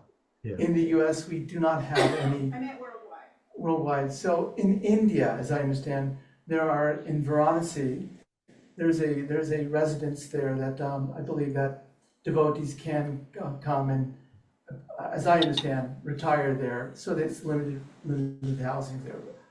But so that's what I understand. There are again, there are places like the Vedanta Society of Southern California, which has apartments, buildings right next to the center. So you can reside in an apartment there. We often advertise when things become available. And in the Hollywood Center, they have classes and things like that, 7 days a week, something like that. So that's what we have right now. We hope in the future sometimes to have a Vedanta colony where we could provide care for seniors. And globally for non-Vedantists. What can we do to improve? Well, right now there's pioneering elements. There are people here, Nanda's here. She's one who's raised her hand, where there are elements, pilots, programs beginning to develop, where land is being bought, communities are being established, and they're just in the infancy stage of these things, and where a community can be developed, a spiritual community. Okay. Right now we're not there yet. Let's go to the Zoom, and then we'll come back here. Zoom, please state your name and where you're zooming from. Can you hear me, Maharaj? Yes, we can hear you. I can. Yes. My name is Haraprasad Shastri. I am from Houston. I am Swami Prabodhananda's disciple. I need the details, contact details for Mr. Anthony. How can I get it? So with his permission, afterwards, we have a website, our San Diego Vedanta website. We'll put those resources available there. Okay? Wonderful. So Thank it'll you take so about a much. week. Okay, when the videos will be uploaded, and you can also have a resources Thank available. you. I think Sharnaz is waiting to ask a question. Pranam Swamiji, please give us your blessings. I'm Shanaz, and I have taken my initiation from Swami Veereshwarananji many years ago in India. And the question I have is, what are the 19 components that you mentioned? I couldn't catch the question. She's asking what are the 19 components you mentioned in the subtle body, basically. We're Okay, talking about okay. the subtle body. Yes. The 5 sensory organs, the 5 motor organs, 10, the 5 pranas, 15, mind, intellect, ego, and memory. So these are the 19 components that make up your subtle body. The external senses, etc., or the brain that we know is on the physical side. The subtle side, it's in the subtle body. So this is what traverses. It goes from place to place to place to unfold its karma. So all the subtle body also is the repository of all the old memories, all the memories that have been there have not been worked out. So that leads you to different places. So these 19 components are there in the subtle body. Swamiji, the other question I have is, how can one stay in the astral world even while in the body? Could you repeat that? She's asking, how can one stay in the astral world even when you have the body? You don't stay in the astral world. That's hocus pocus. Don't worry. It's only meant for the great yogis. And everyone else who are not a great yogi, they are just kind of taking people for But as far as I know, the self-realization fellowship says that if you concentrate on the middle of your forehead, you could be in touch with the astral world. Is that right? She's saying that in self-realization fellowship, they say if you meditate on the in between the eyebrows, you can be in touch in the astral body. Is that right? If you meditate, if this center is awakened, you're already a great yogi. Okay. So ordinarily, if you meditate here, nothing happens. You are still in your body. It's just imagination. So I would suggest it has nothing to do with spirituality, astral travel and all, and just dismiss it. So you can go to these worlds, these subtle worlds, only when your subtle body can separate itself from the gross body, and then it can go. And this is, like I said, it's only meant for the great yogis. At this point, Sri Ramakrishna says, you can see God, but you cannot touch God because it's like you're seeing something in which a glass is acting as a barrier. So at that stage, you want to see God, not to go travel around, okay, in the astral world. So give up all this kind of travel, etc. These things were done only by the very greatest of yogis who have seen God and who can do that, not otherwise. Thank you, Swamiji. Thank you, Swamiji.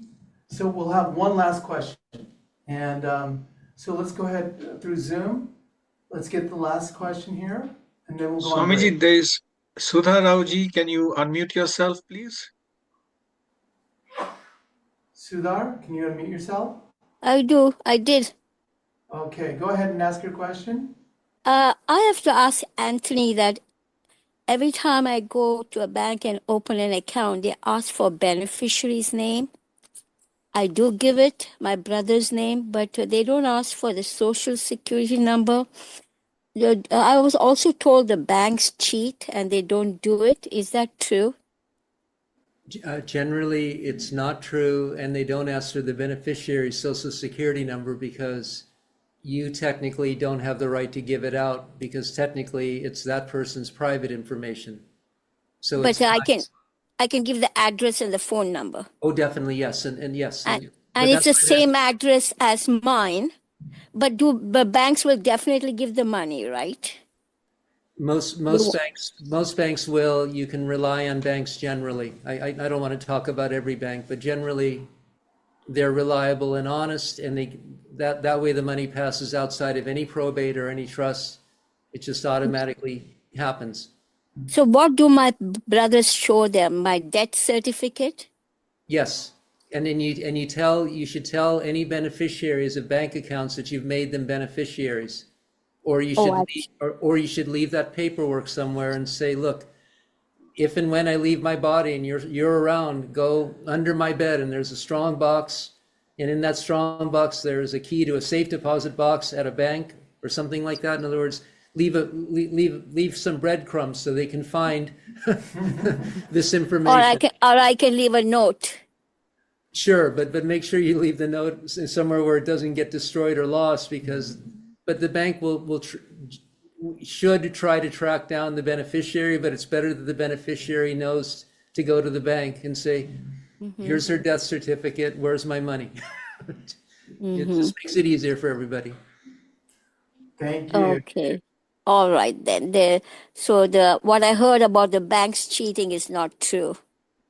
Well, in the United States, it's generally not true. They don't cheat that way. They have other ways to make their money. I'll leave it at that.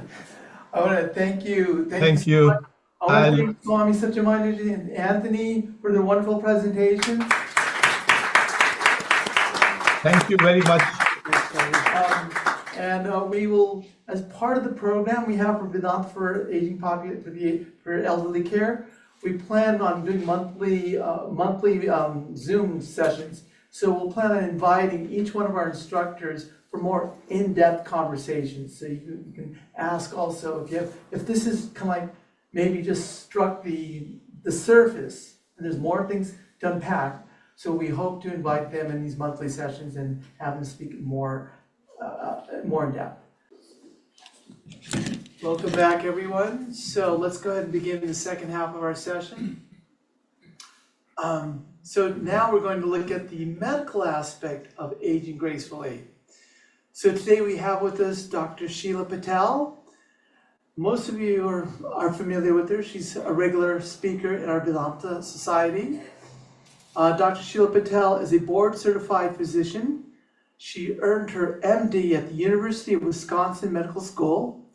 She is the Chief Medical Officer at Chopra Global in Carlsbad, and she is a primary care physician and adjunct faculty at UCSD. She offers integrative medical care combining Western medicine with the wisdom of Ayurveda. Most of you, she's given Ayurvedic courses, so she has both the Eastern and the Western perspectives of medicine, and she's just a wonderful person. So we're so honored to have with us Dr. SHEILA Patel. Thank you. Thank you, Swami. Thank you, everyone, for being here to talk about this very important topic. And we've heard some really amazing information already. And I get to talk about more of the nuts and bolts of physiological aging. You know, being a physician, but learning Ayurveda, I've become more knowledgeable about the importance of body, mind, spirit, and that approach to well-being. All very important. But I'll be talking mostly about the body because that's a lot of what we deal with in medicine, right? Mostly what creaks and hurts and yells at us has to do with the body, that vehicle. I think the Buddha said, or at least I've heard that he had said that we should take care of our body because it's our vehicle for enlightenment.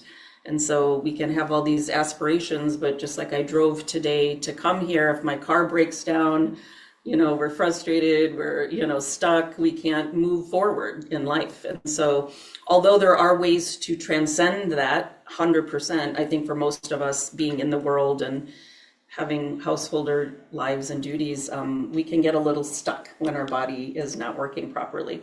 And so what I'm going to do first, like Anthony said, I'm going to go through some of the nuts and bolts, and not to make you depressed, but aging is a natural process. So I'm going to talk about some of the things that happen to the physical body, the vehicle, as we get older, because this is an inevitable aspect. And I think, again, the spiritual teachings give us that perspective. We all understand that this body doesn't last forever, but yet we kind of expect it to in some ways. So, I'm going to review some of the things that probably you've seen in yourselves, that you see in older family members, so you kind of understand physiologically what's happening as we age.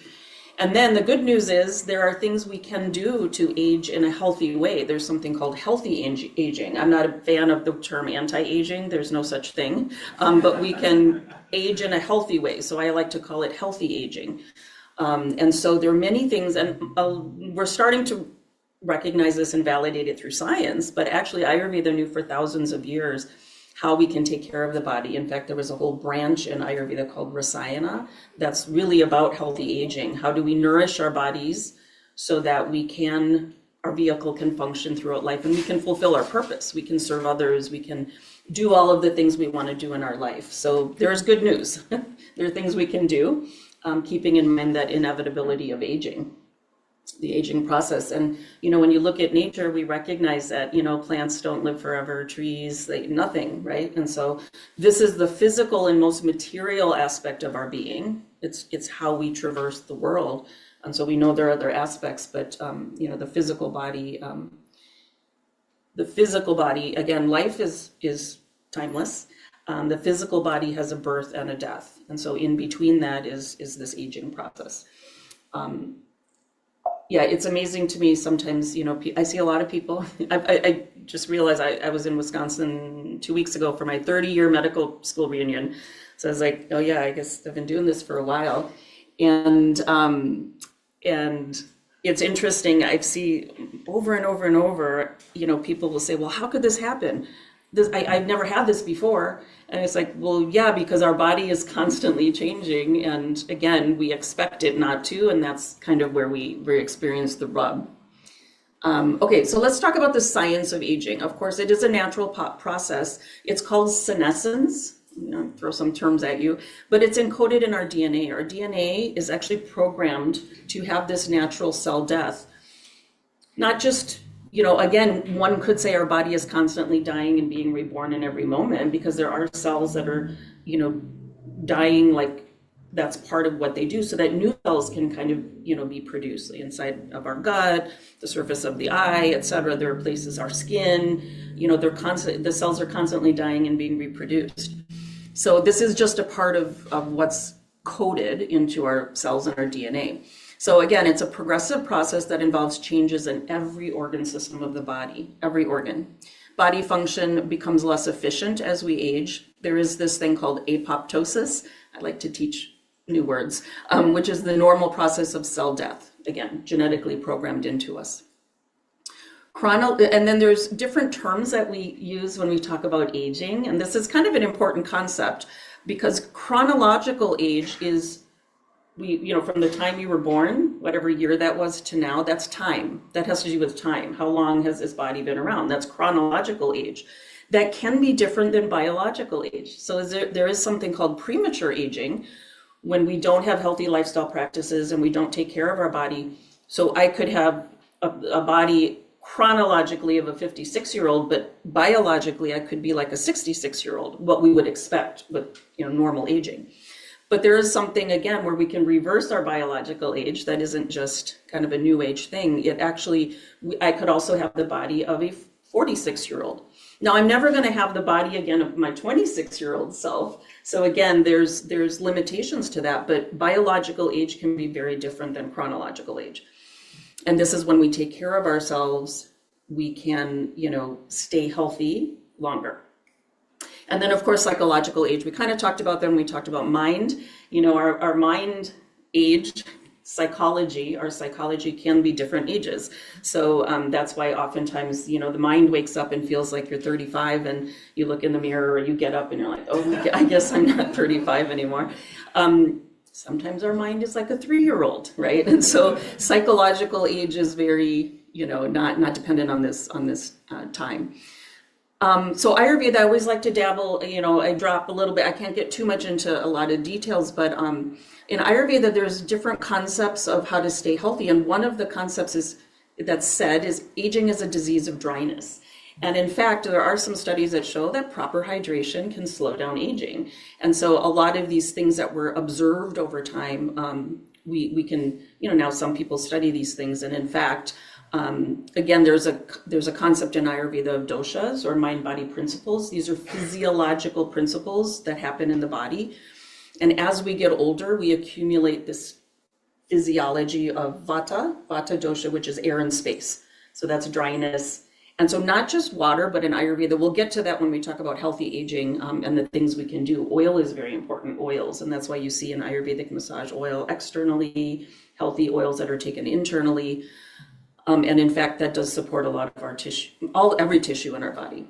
And then again, a deficiency of rasa, which has different translations, but nourishment. Like, are we nourishing not just our body, but our mind? Because as you heard, the mind does create the body, so we have to have practices for nourishment.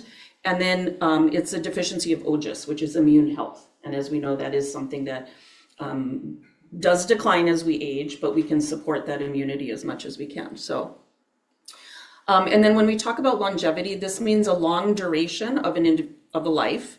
And, a human physical body does have a certain lifespan, and lifespan is the expected, span. And some people say maybe it's around 120. Again, that might be under ideal circumstances, but, this physical body doesn't last forever. And not only there's new terms coming up all the time, because not only do we want to look at lifespan, because we can stay alive a long time now with modern medicine, but we may not be healthy. So there's a thing called health span. So this is the difference between duration and quality of life. And I think as we age, all of us would agree we want to improve our quality of life. Okay, so the next slide.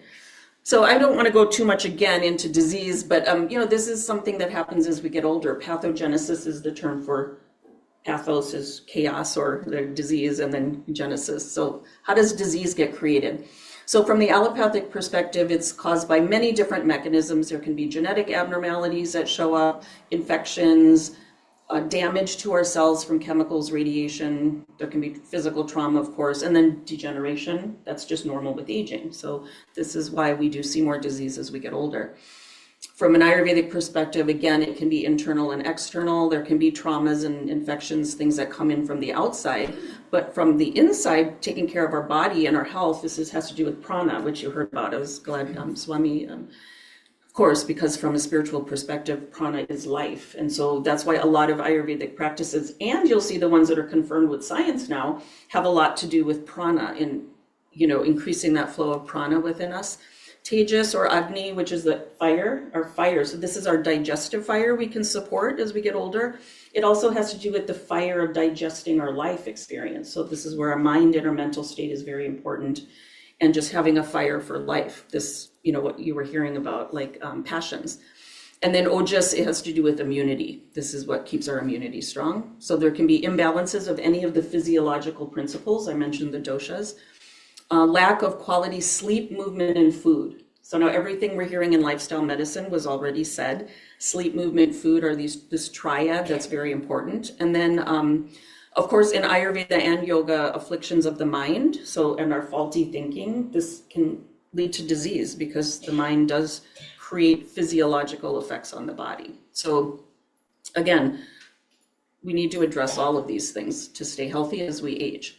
So I'm going to go through a list that again is a little, don't get depressed, this is just nature, of all of the different things that happen to our body systems as we get older. I think this is important to know because a lot of what I see is denial and acceptance. We hear this term a lot in the spiritual context. Acceptance means, accepting things as they are, accepting the nature of reality.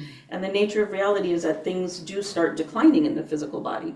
In fact, from the time we're 30, so there's a big growth phase, and then around age 30, this is speaking medically, if you start biopsying people's tissues, and that's how they found this out, like that's the peak. I think most of us in the room are past that peak. And so then all body functions start to decline. So you'll see things happen, and for different people, there's different reasons it might show up in different systems. But the nervous system, this is the brain and the spinal cord and the nerves in the body. So motor control diminishes. So this is definitely something we see in older people, right? Their motor function, not only in strength, but just coordination. So this is conduction of nerve impulses decrease. We have less neurons. So in the brain, actually, we do have some loss of neurons, and that can explain some of the effects that we see. And then, of course, amyloid plaque formation. So there's deposition of certain types of proteins and plaque that just happens as we age. Now, in certain circumstances, that can be associated, we see, with Alzheimer's disease, but it doesn't have to be because interestingly, everyone has amyloid plaque as we get older, but not everybody will have what we call Alzheimer's or dementia, even if there's a lot of plaque there. So there's other things involved. Inflammation is one of those things. So this can result in a longer time to carry out actions. So I've experienced this professionally over and over with patients, but especially near and dear to my heart right now is my personal experience with, my dad turned 89 this week, and he lives with me. Many of you know him. And so I've had to learn patience because he would always say, don't rush, don't rush, don't rush. And I'm like, I'm just doing things at the same pace I always have. But it's different. His perception of time has even changed. It takes him longer to do things. And then that perception is even changed. So it's been a spiritual practice for sure. I think Swami said that too, caretake. I've learned a lot about compassion and patience and acceptance myself. And so things take longer to carry out actions. I've learned, for example, if you caretake, so these are just little stories, but like I heat up his food for him, and I've learned, and he'll be like, oh, I'm gonna quick go to the bathroom. And then, so I'm like, okay, I'll heat up his food. And then 20 minutes will go by or 30 minutes will go by, and I'm like, oh, now it's cold. And so, and so now I've learned, I wait to heat it up until he's actually sitting at the table. So you learn all these things, right? That things just take longer. And they have poorer control of reflexes in the body. So that's why a lot of older people, when they stand up, their reflexes that would normally constrict the blood vessels so blood gets to the brain, sweating and, all the things that have to do with hot and cold temperature, a lot of those reflexes aren't as good. And then, of course, loss of memory, which is always people seem to be, that is something distressing, but there are things we can do. I'll talk about that. So with the senses, we have diminished perception. This is part of again, there is this physical withdrawal from the external world. And there's physiological things that happen. Hair cells in the inner ear become, damaged, stiffening of the lens of the eye, etc. We know, touch sensation, even taste and smell. All of that perception does start to decline. And that can result, of course, in a lot of the things we see, hearing and vision impairment, food tastes different. And because of peripheral nerves, sometimes pain, more pain. There's many reasons for that, but so that's something you might see. Respiratory system, again, the lungs, less mucus is produced, so that means you can increase your risk of infection because that's a protective mechanism. There's some stiffening of the rib cage and decline in some of the respiratory reflexes. So older people become less able to respond.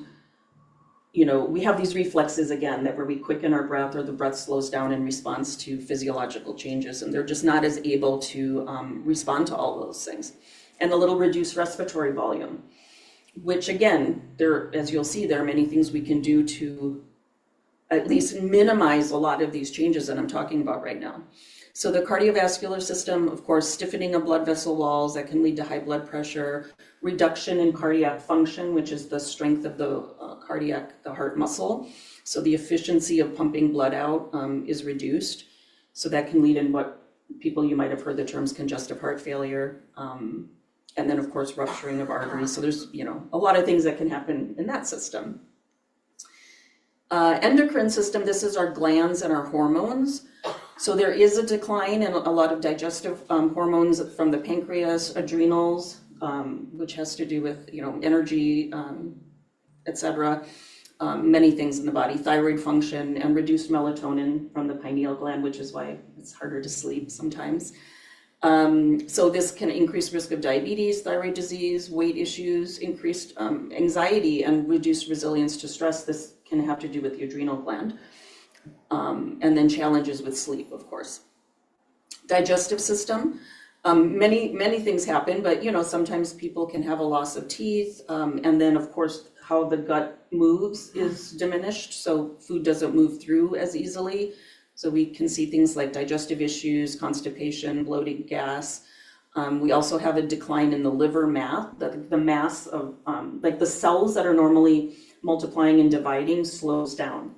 So what ends up happening is where cells are dying off at a faster rate than we're building them up. So a lot of the organs start to decline. So that means increased risk of drug toxicity because also the function of the liver isn't as good. Urinary system, fewer kidney cells, so there's less efficient filtration. That's what the kidneys do. There are filters. And that can result in less ability to regulate fluids, more prone again, along with the reflexes for dehydration and fluid overload. Resistance and immunity. Immunity just declines, as a lot of things do, so increased risk of infection and longer healing times. Musculoskeletal system, this is the bones and muscles. So I think most of us, you know, oh yeah, thinning of the bones, but also tremendous loss of muscle mass. And this really impacts, you know, our risk for falls. And then stiffening of the connective tissue. So that's why a lot of joint pain actually is about the stiffening of the tissues around the joints. So this is where yoga can be extremely beneficial for that. So that a lot of those changes result in increased risk of fracture, and also the sarcopenia, which is a term for loss of muscle mass. That with, you know, kind of lack of coordination, falls is a big issue we see. But there are ways that we can manage that as well. Like I do a lot of, and sometimes you have to advocate if you're a caretaker or a person, you can say, can I get some physical therapy? Sometimes doctors, I know, like they're rushing through a visit and they're going to make sure you don't have anything life-threatening and your meds are refilled. But sometimes they forget, not all of them, that there are things we can do preventatively for people. So physical therapy is actually great. Specifically, we can order that for gait training or balance training. And I think early on, I ask people, you know, are you having any balance issues? And even if it's mild, I'm like, let's get you into physical therapy. And my dad had that. He had a fall several years ago and we got him physical therapy. Often, especially if it's Medicare, that you can do physical therapy in the home. So that helped a lot. And they taught him practices where you coordinate what you're looking at and walking and moving. And there are things you can do to help with that. So you may have to ask for it if your doctor doesn't recommend that. And also just for strengthening, you know, when people can't get up, this is a big risk factor for even mortality, like dying. Now you'll hear all these kind of things, you know, like, oh, you can tell, you know, how much you're aging if you can get up out of a chair, you know, without using your hands, or how long you can do a plank, or I don't know, you know, people have all these weird things out there. But it's true that there's some correlation. A lot of this has to do with Agni and your fire, because we do create that with our muscles. This is all Ayurvedic perspective, but so it's really important. Strength training, which can be light weights, etc. We'll get to that when we talk about movement, but you know, there are things you can do. And of course, the reproductive system, there's a decrease in hormone production, and you know, so fertility is affected, and then a lot of body changes are because of that. So again, these are inevitable, but we can support the body through these changes. Okay, so that was enough of the depressing part, or maybe this, you know, again, it's not depressing when you have that perspective of this is the body, you know, like we all know when you buy a car, like 20 years later, you look under the hood, you look under the car, it's not going to look the same as it did when it was brand new. And so I think our denial of that, or resistance, right? Resistance against what is actually what causes a lot of problems. So luckily there is lifestyle for longevity, healthy aging, as I said. There's a term in Ayurveda, it's called Ayurveda Amritanam, which means Ayurveda is for immortality. And now people might think, oh, that means your body, it's not meant to talk about the body, which is interesting, right? Because we think, oh, all the practices are about the body. So it does mean, yes, at the physical level, we're going to maximize our potential as we age to live as long as we increase that lifespan, but with quality. But it also means when we balance the body and we balance the mind, I don't talk too much because you have a nice talk coming about emotion, regulation, emotional aspects to aging. But when you, in Ayurveda, that's very important. When you balance the body, when you balance, kind of quiet and balance the mind and have clear thinking, and there's less distraction in the body, meaning symptoms and, dysfunction, then those are the times you can actually, commune with your divine, the divine, or your consciousness, or your Atman, or however you want to think about it, your infinite nature. And so that's what really Ayurveda is about, is connecting to your infinite nature by taking care of the body, taking care of the mind.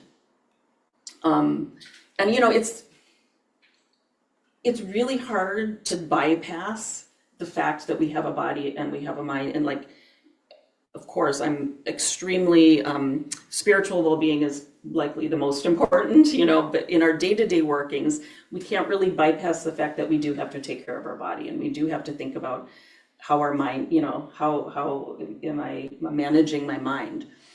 So we need health in all of these different areas, and nutrition, movement, and sleep, even though those things do affect the mind for sure, those are more of the physical aspects, but emotional regulation, stress management, which you'll see in my world is more meditation, which was, we heard Swami talk about that, and then social connection. You heard both of the speakers talk about how important social connection is. That's the latest in research showing that loneliness is, a huge risk factor in disease and death.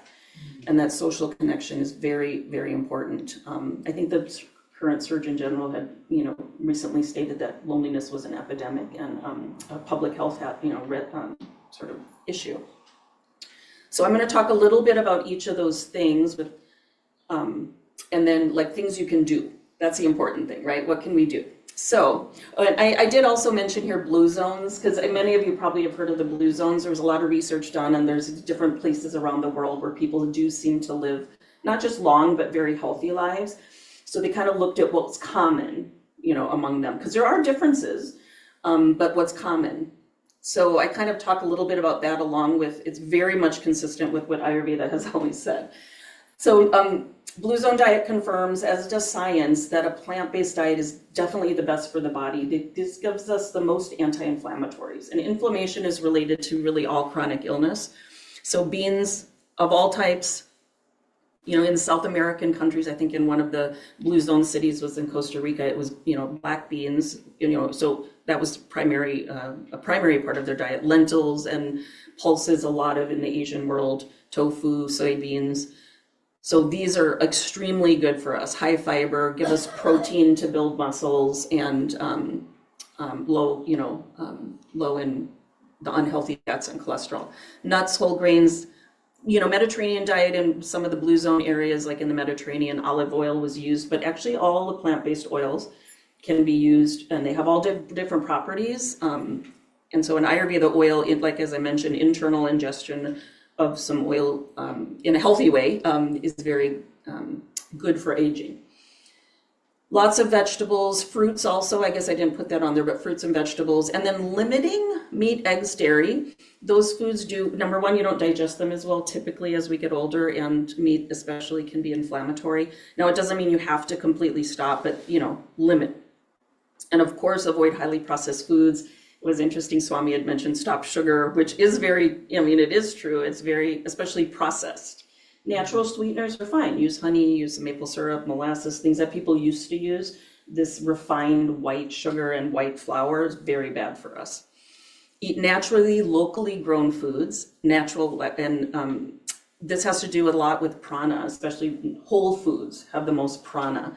So there are ways you can eat plant-based that are kind of more processed though, right? And that's okay to substitute meat, but if it's processed food, it still doesn't have that prana that like a normal, like a naturally grown food would. And that's keeps us vital and healthy as we get older. And eating moderate portion sizes, so eating to what you can digest. And in Ayurveda, again, there's a lot of recommendations. They're mostly vata balancing, but eating warm cooked foods with savory spices helps us digest. So again, I don't have time to go into a lot of that, although I've done some Ayurvedic lectures and workshops that might be still on the site. Yeah. So movement. Movement is life in Ayurveda. And of course, in the general healthcare environment, regular movement, what they're finding, and this was part of the blue zones, almost everybody had some sort of regular movement. Unfortunately, we're a very car-centric society unless you live somewhere where there's good public transportation, but walking, people walk a lot in other parts of the world. But actually, even if you can't walk every day, like walking for a few minutes after meals aids digestion and helps to regulate blood sugar. So this is something, again, as you heard, diabetes, increased risk as we get older. So even just walking for a few minutes after meals or moving, maybe somebody has some really significant lower extremity limitations. They can, do some other types of movement. You can even do like chair yoga where you're moving your body. Weight bearing strength training to increase bone and muscle mass. And then some sort of moderate activity to raise your heart rate. So this is like cardiovascular strengthening and flexibility I put down here because it sometimes gets missed in our modern concept, but yoga is one of the best things you can do. And you can use your yoga practice as cardio strengthening and flexibility. There's many different ways to do a yoga practice, and the pranayama, which I'll get to, is extremely important. The yogis could, it's said, and it is true, could prevent all disease by doing, the pranayama practice because it's carrying prana through every cell, and that's when they work intelligently. But interestingly, again, people don't always realize these things, but Sushruta was an ancient Ayurvedic physician, in somewhere around 200 to 600 AD. But he was the first physician documented to actually prescribe physical activity. So this isn't something new that, that we've learned, we're supposed to move our bodies. But more importantly, it was much more individualized, and nowadays it's, walk 150 or do moderate physical activity about 150 minutes a week is what's said. Okay, well, great. What does that mean? So these were individual prescriptions that took into account someone's age, their body type or dosha, their diet, and what their terrain is. That makes sense, right? When I tell someone to walk and they live in a flat neighborhood versus my neighborhood has all hills, that's going to be a little different. So that's one thing I really appreciate about Ayurveda. So sleep, a regular sleep-wake cycle is as important as the amount that you sleep. There's lots of stuff coming out in sleep science that, kind of validates a lot of in Ayurveda. They would say have regular dinacharya, your regular practices. That includes the times you eat, the times you sleep. The body's very trainable. When we're doing all kinds of things at all different times, it's harder for the body to stay healthy. And it becomes even more important as we get older. And for brain health, this is huge in the research. I'm sure many of you have been reading. Getting at least 7 to 8 hours a night is good for our brain and does help to reduce the risk of dementia and brain, memory, cognition. That's being validated. Definitely less than 6 hours or more than 10 hours increases your risk for disease and death. And then blue zones, all those cultures prioritize sleep and napping even. So typically 7 to 9, I don't know what that N is, hours a night, sometimes a little bit more, but never above 10 or below 6. And they tended to go to sleep and wake with the sun. This has to do with circadian rhythms. So, those seasons may change a little bit, and you are never wrong if you wake up and go to sleep in accordance with what nature's doing. But regularity and connecting yourself to nature is really important. So some tips: move during the day. So I'm actually writing a book right now on sleep, but it's kind of from the Ayurvedic and Vedic perspective with one of my Ayurvedic mentors. And we talk about in there, like, the quality of your sleep is going to be what the quality of your day is. So we think about, the 2 hours before bed and sleep hygiene, but it's really important to pay attention to your day. What's coming into your senses? what you're thinking about, the company you're keeping, everything, because that's what's processed at night. So move during the day, have a good evening routine, of course. These are all the things you read if you just Google sleep, and they'll say, you know, avoid these blue lights. But in Ayurveda especially, limit the overstimulation of your senses, because the senses are the gateways to the mind. As you heard, that's one of the aspects of the subtle body. So Ayurveda pays a lot of attention to what's coming in through the senses. Don't eat within 2 hours of bedtime. Doing some calming breathing before bed is huge. It calms the nervous system down, and then you're going to sleep more deeply and likely not be awakened. And again, all of these things become more and more important as we get older. You know, even if you didn't have to do it before, start doing it now. I talk to people in their 40s, pre-menopause, you know, because then it's also dramatic later. So if you can be preventative and start these things, you're going to age in a healthy way. Abhyanga, which is a self-massage with warm oil, you can look that up. Ayurveda always, this is one of the best practices you can do for yourself. And, you know, sesame oil, coconut oil, mixed body oils, there's all kinds of things out there. But if you do, you know, like a head to toe massage and let that oil absorb in overnight, it's very, very good for the tissues and the joints. But if you don't have time or you don't want a body of oil, then especially the bottom of the feet, scalp, and ears. And there's something to this also that has to do with the nervous system. The nerves here, you're sending signals back to the brain to calm down as well.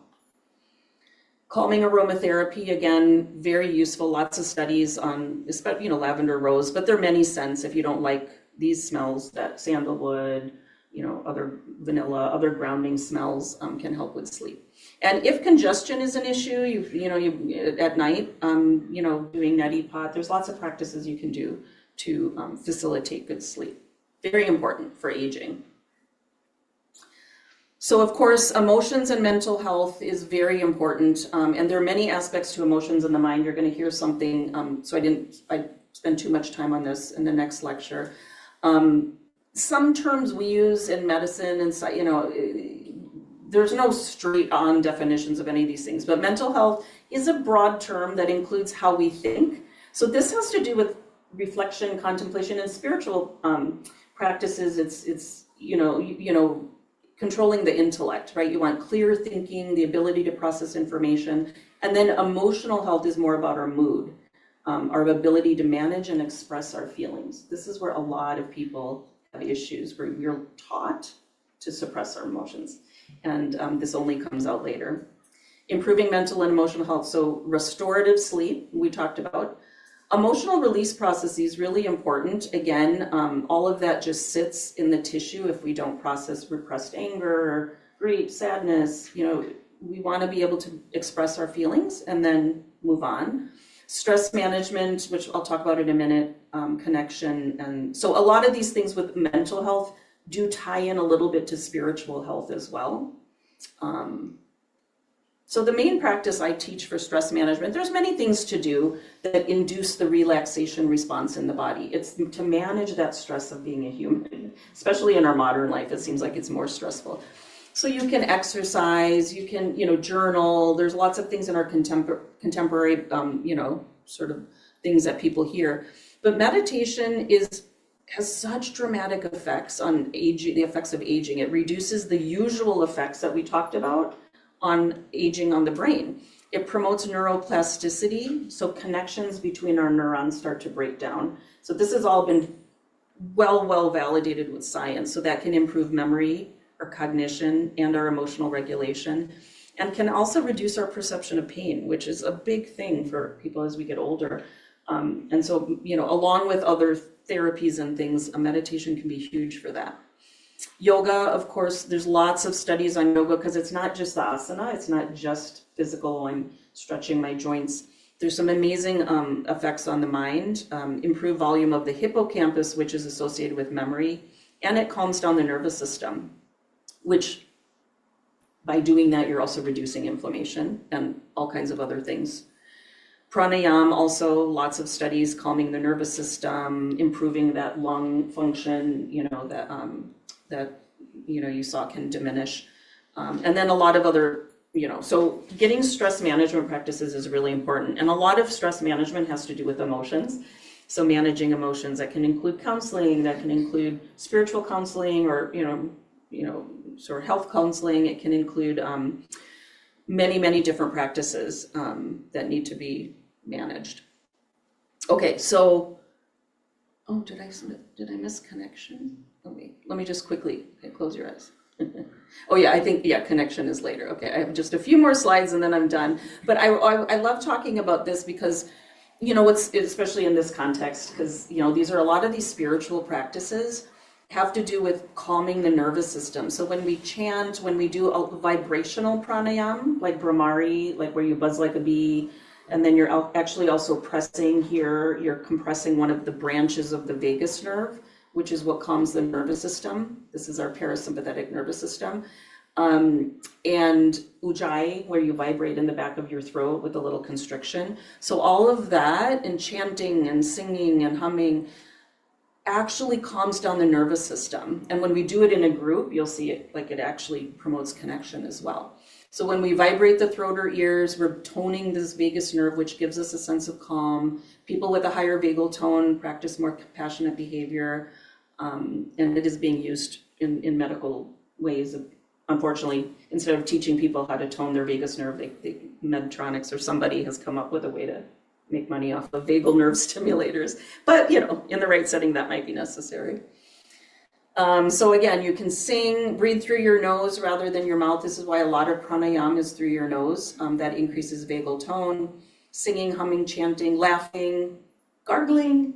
I grew up gargling, and when I would come, all of our Indian relatives would come through our house. I grew up here, but we'd hear them in the bathroom. They're hawking and gargling and snorting, and I was like, what are they doing in there?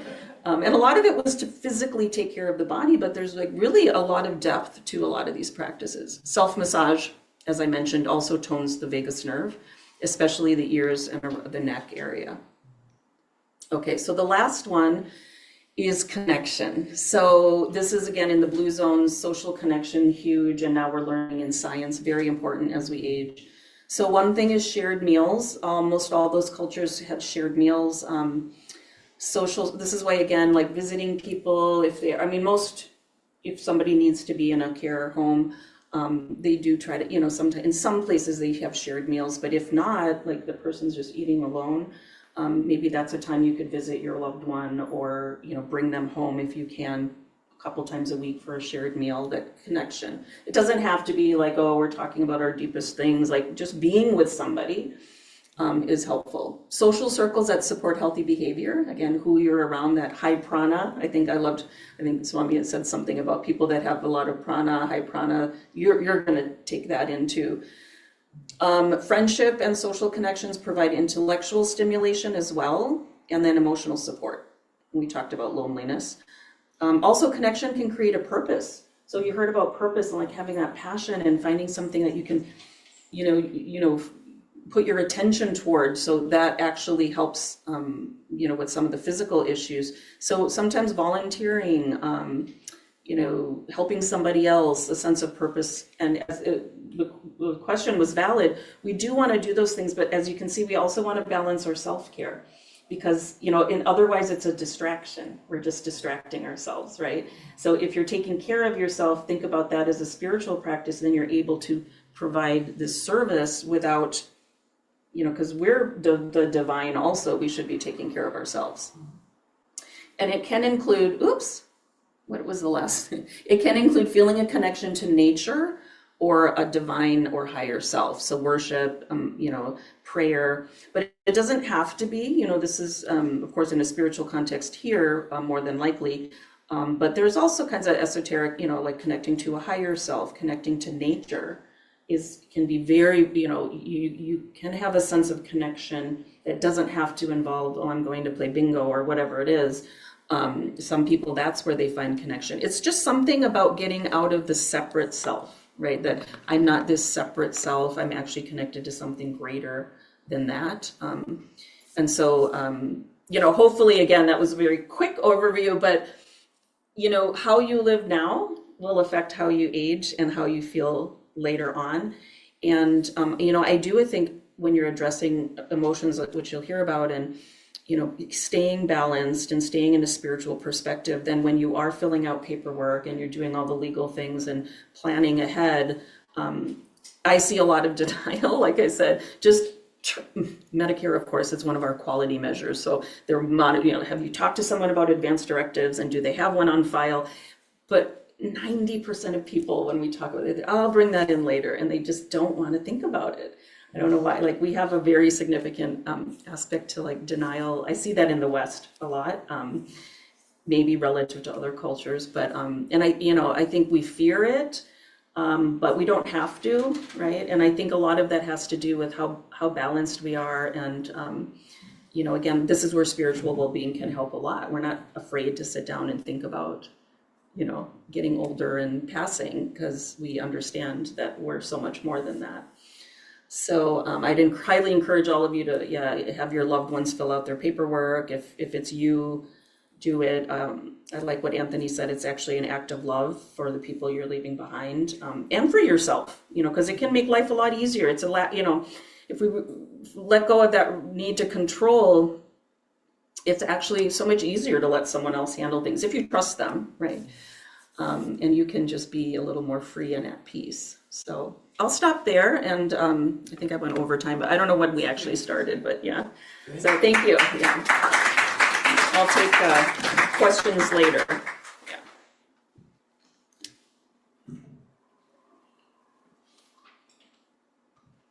I always get tangled. Yeah. Thank you.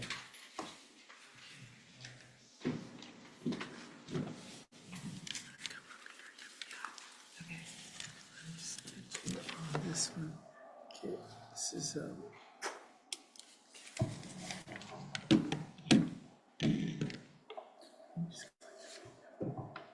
Just go over your ears. Get the Madonna look. Okay, can you hear me? Yes. Yes, okay. Thank you, Dr. SHEILA Patel, for a beautiful presentation. I've got a bunch of questions. And now, for our final presentation, we have revered Reverend NATASHA Eckholm. She is a staff minister at the Om Center for Spiritual Living. Is this working? Yeah, I can hear you. Okay.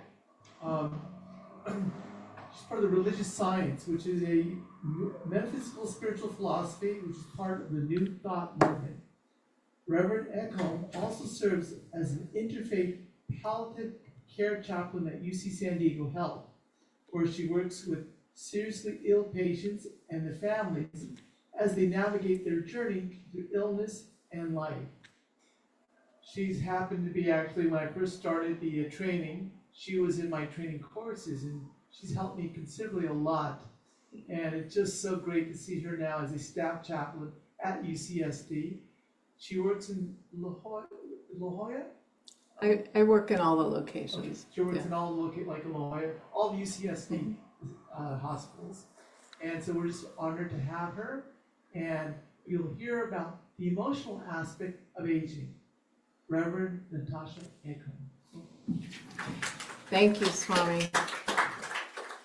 So I just want to preface this by saying I am not a psychological expert.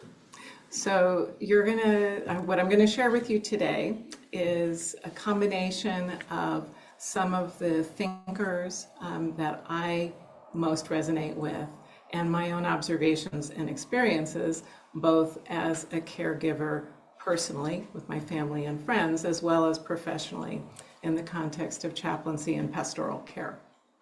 So I want to, start with a poem by Mary Oliver, who is a poet some of you may be familiar with. She has a poem called Hallelujah. Everyone should be born in this world happy and loving everything. But in truth, it rarely works that way. For myself, I have spent my life clamoring toward it. Hallelujah, anyway, I'm not where I started. Have you too been trudging like that sometimes, almost forgetting how wondrous the world is and how miraculously kind some people can be? And have you too decided that probably nothing important is ever easy? Not say for the first 60 years, anyway. Hallelujah. I'm 60 now and even a little more. And some days I feel I have wings. So this morning you've heard from my fellow panelists about a variety of perspectives on aging.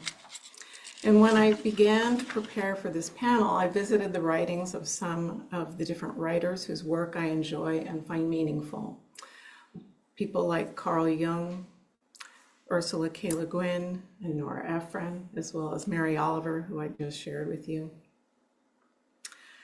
And with all respect to Swami and all the other folks who organized this panel, I'm not sure I would entirely agree that the goal is to age gracefully and happily. Happily is a big lift, but I do think that we can choose to age in a way that seeks joy, in a way that seeks peace, in a way that seeks connection, and in a way that seeks meaning. And I'm going to talk a little bit about some of those things. I have to admit, sometimes I'm a little annoyed by people who seem so perfect at doing uncomfortable things. And let me just say, I find aging to be pretty uncomfortable from time to time. Does anybody else feel that way? Yeah. And I have to admit my own experience in the journey of aging.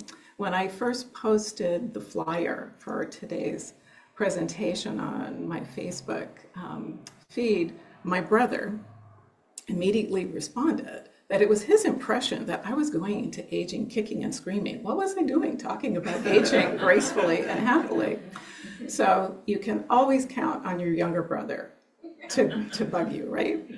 And part of this was because when I turned 60, I won't say how much older I am now, I had informed my family that I did not wish to be termed old, and that I had decided that I would not be called old until at least 80, and then I would reserve the right to renegotiate that.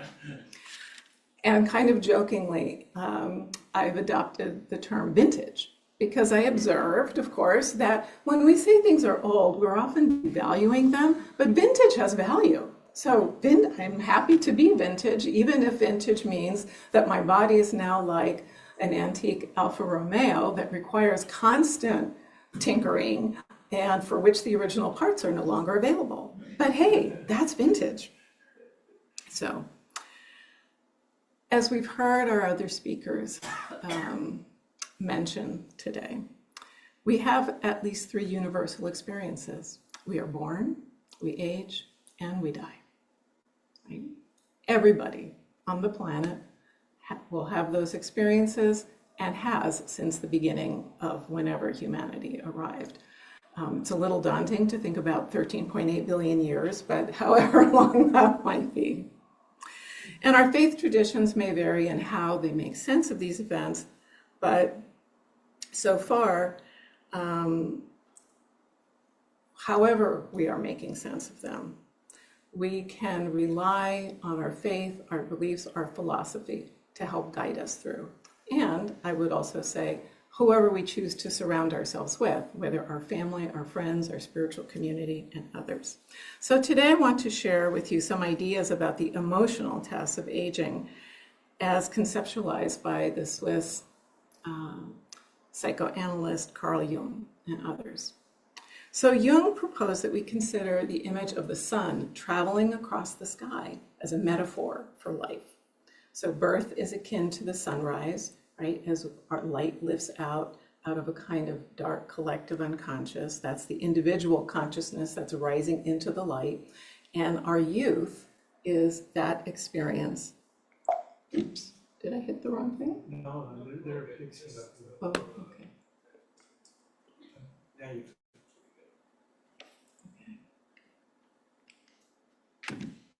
Okay. So during youth, it's like the sun, right? Rising in the sky. All of our energies are focused outward. They're focused towards learning, they're focused towards family, they're focused towards work.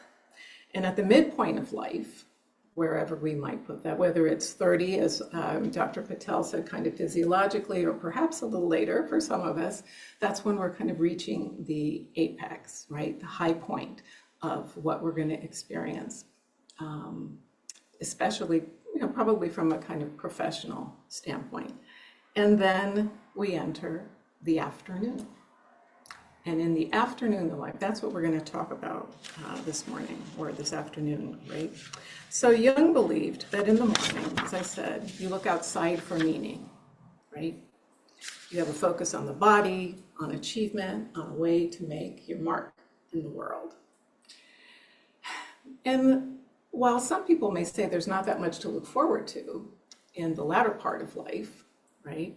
Jung argued that instead, the afternoon is just as full of meaning as the morning, but instead, the meaning or purpose are different. And this last stage involves recognizing the self as a spiritual being and turning inward to really explore what that means, right? He viewed the process as requiring a kind of disengagement from the identity and the values formed at the morning of life, because in the afternoon, you have the opportunity to really gain perspective as an observer of what your life has been, but also what it still might be, right? So let's see. So these are the 7 tasks as he conceptualized them. So facing the reality of aging and dying, life review, defining life realistically, letting go of the ego, finding a new rooting in the self, and determining the meaning of one's own life. And these are obviously both kind of cognitive, intellectual processes, but they're emotional ones, because to do them really fully and deeply requires you to engage and address the emotions that they bring up for you.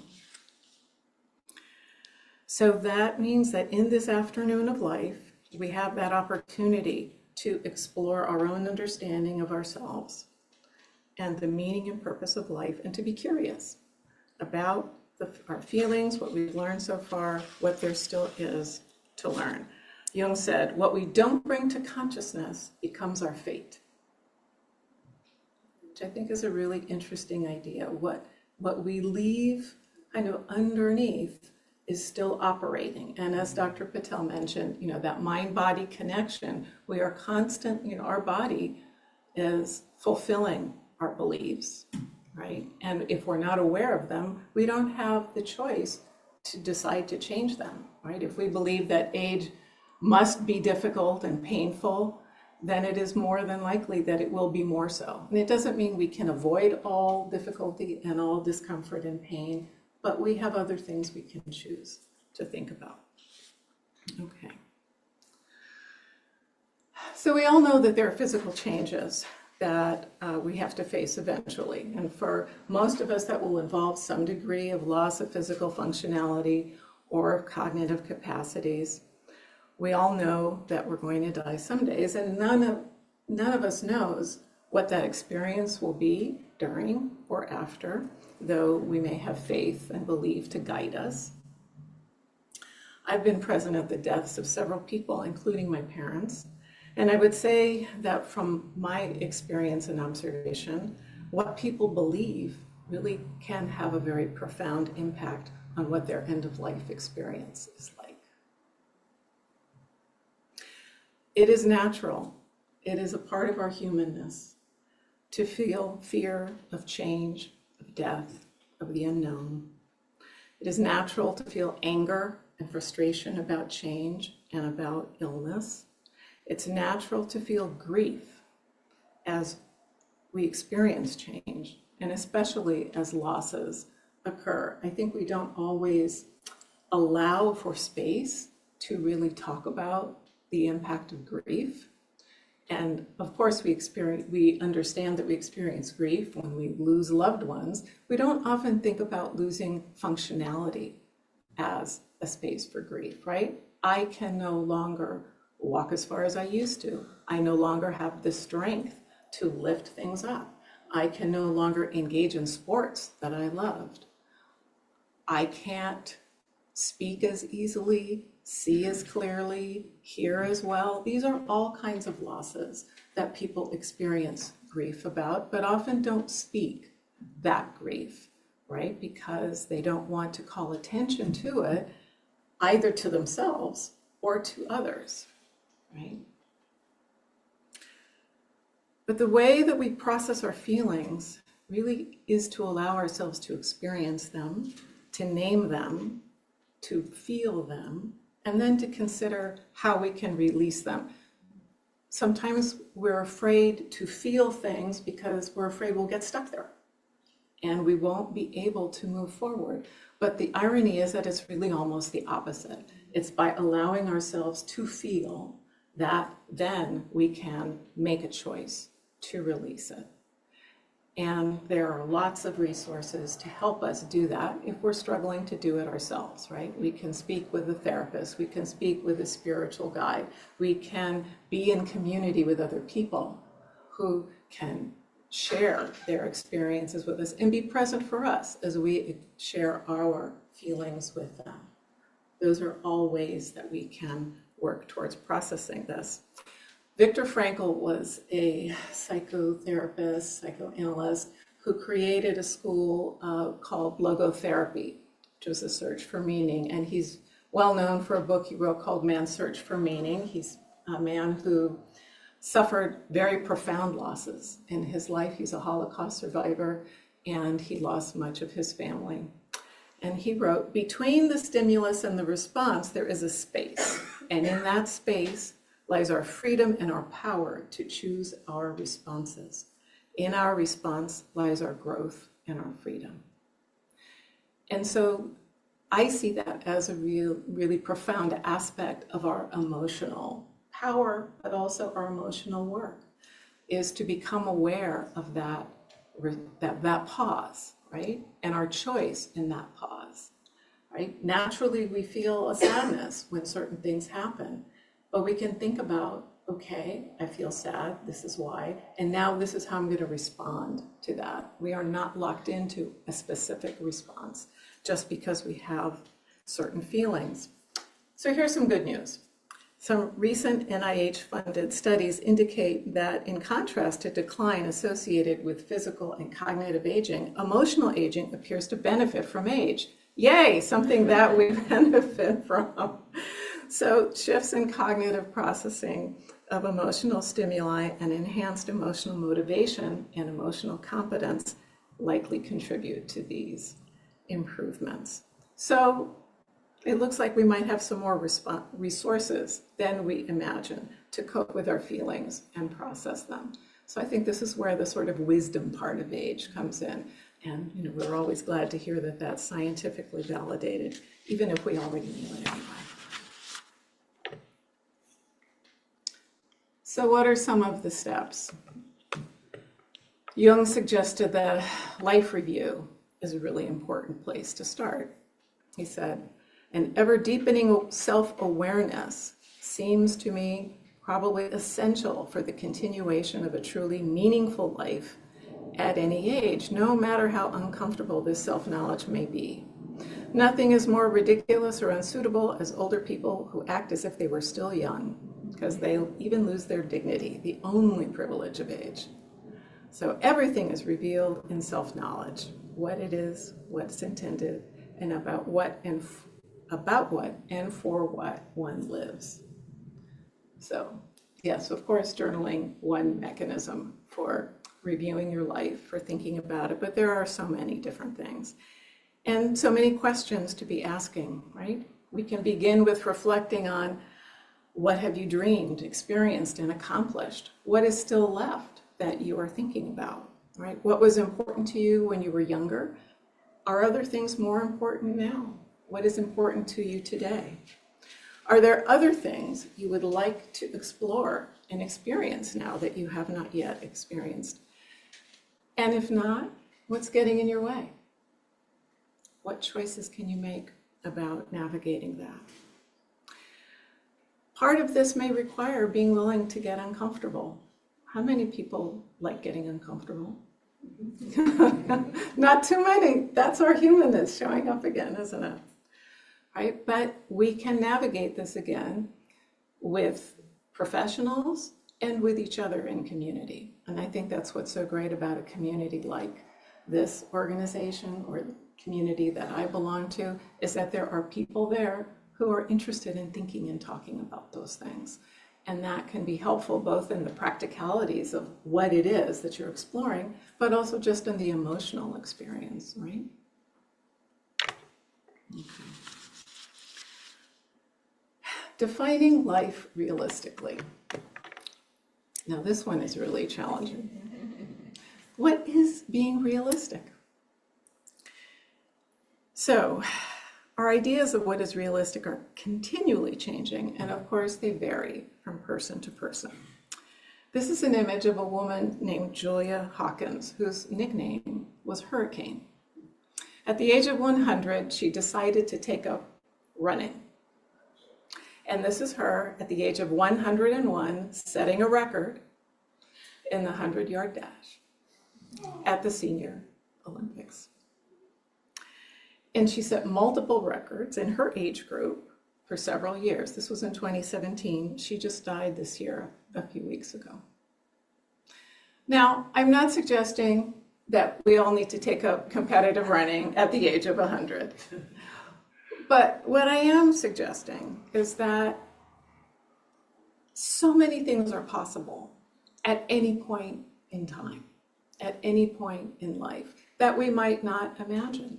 So when she began this project, she couldn't run the 100-yard dash, but she could walk. So, right, it's all baby steps. This was her goal.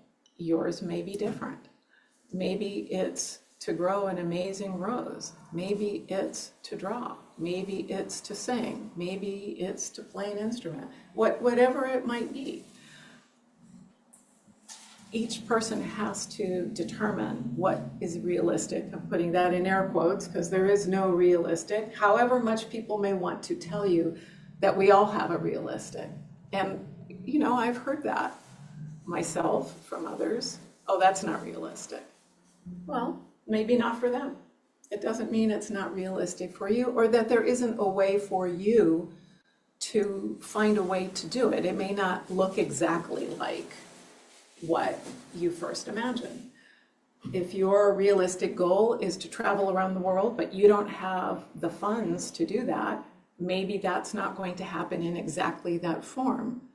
But what an amazing world we live in now. We can travel through all kinds of media. And you may experience that travel around the world in a different way. Only you can decide how that works. But I just want to suggest that so much more is possible. Before I went into ministry and working as a chaplain, I worked in the arts for many years as a curator and museum director. And there are many artists who did not begin who are famous today, but did not begin their artistic careers until much later in life. Some you may be familiar with. Claude Monet's most famous paintings, painted in his 70s. Louise Bourgeois, who is a famous sculptor, making her creations in her 80s. Grandma Moses, also in her 80s. There are many that could be named. And the point, again, is not to say you have to create masterpieces that are going to be in a big museum or be winning records. It's simply that essentially the most important thing is doing, is making the choice to do something. And to simply do it to the best of your ability and enjoyment. And guess what? If it turns out you don't really like that, you can choose something else. It doesn't have to be about, sometimes I think we kind of get stuck in that idea, right? We can only do something if we can do it really well. Right? But that's really not the point. The point is to do it in such a way that you are fully expressing yourself. Right? Carl Jung said, the privilege of a lifetime is to become who you really are. What does that mean, right? Well, he suggested that part of the way we do this, he called it letting go of the ego. But what he really meant was letting go of the story. We are born, somebody tells us our name, our culture, our beliefs. I saw a really great quote by Neil deGrasse Tyson recently saying, that's a fiction, but we accept it. It's a fiction that someone told us, and then we spend the rest of our lives kind of living out that story, right, that someone told us the beginning of. This opportunity of the afternoon of life is to think about that story. Is that story really who we are? How might we explore that? And part of exploring that is letting go of our attachment to that story. Right? It doesn't mean that we're saying the story is bad or that it's false or that it doesn't express us in any way, but it's creating room for the possibility that that story that we've had up until the point in time that we start to explore that might not be the whole story, might not be the full story. And by practicing some, I guess what I'd like to say is by practicing some detachment, by practicing some letting go of that story, we can create space for perspective and perhaps create space for some new elements of that story to come forward, to be expressed in ourselves. In my teaching, we have the belief that the divine is, that we are expressions of the divine, and that the divine chooses to express itself through us in the unique form of each of us as an individual.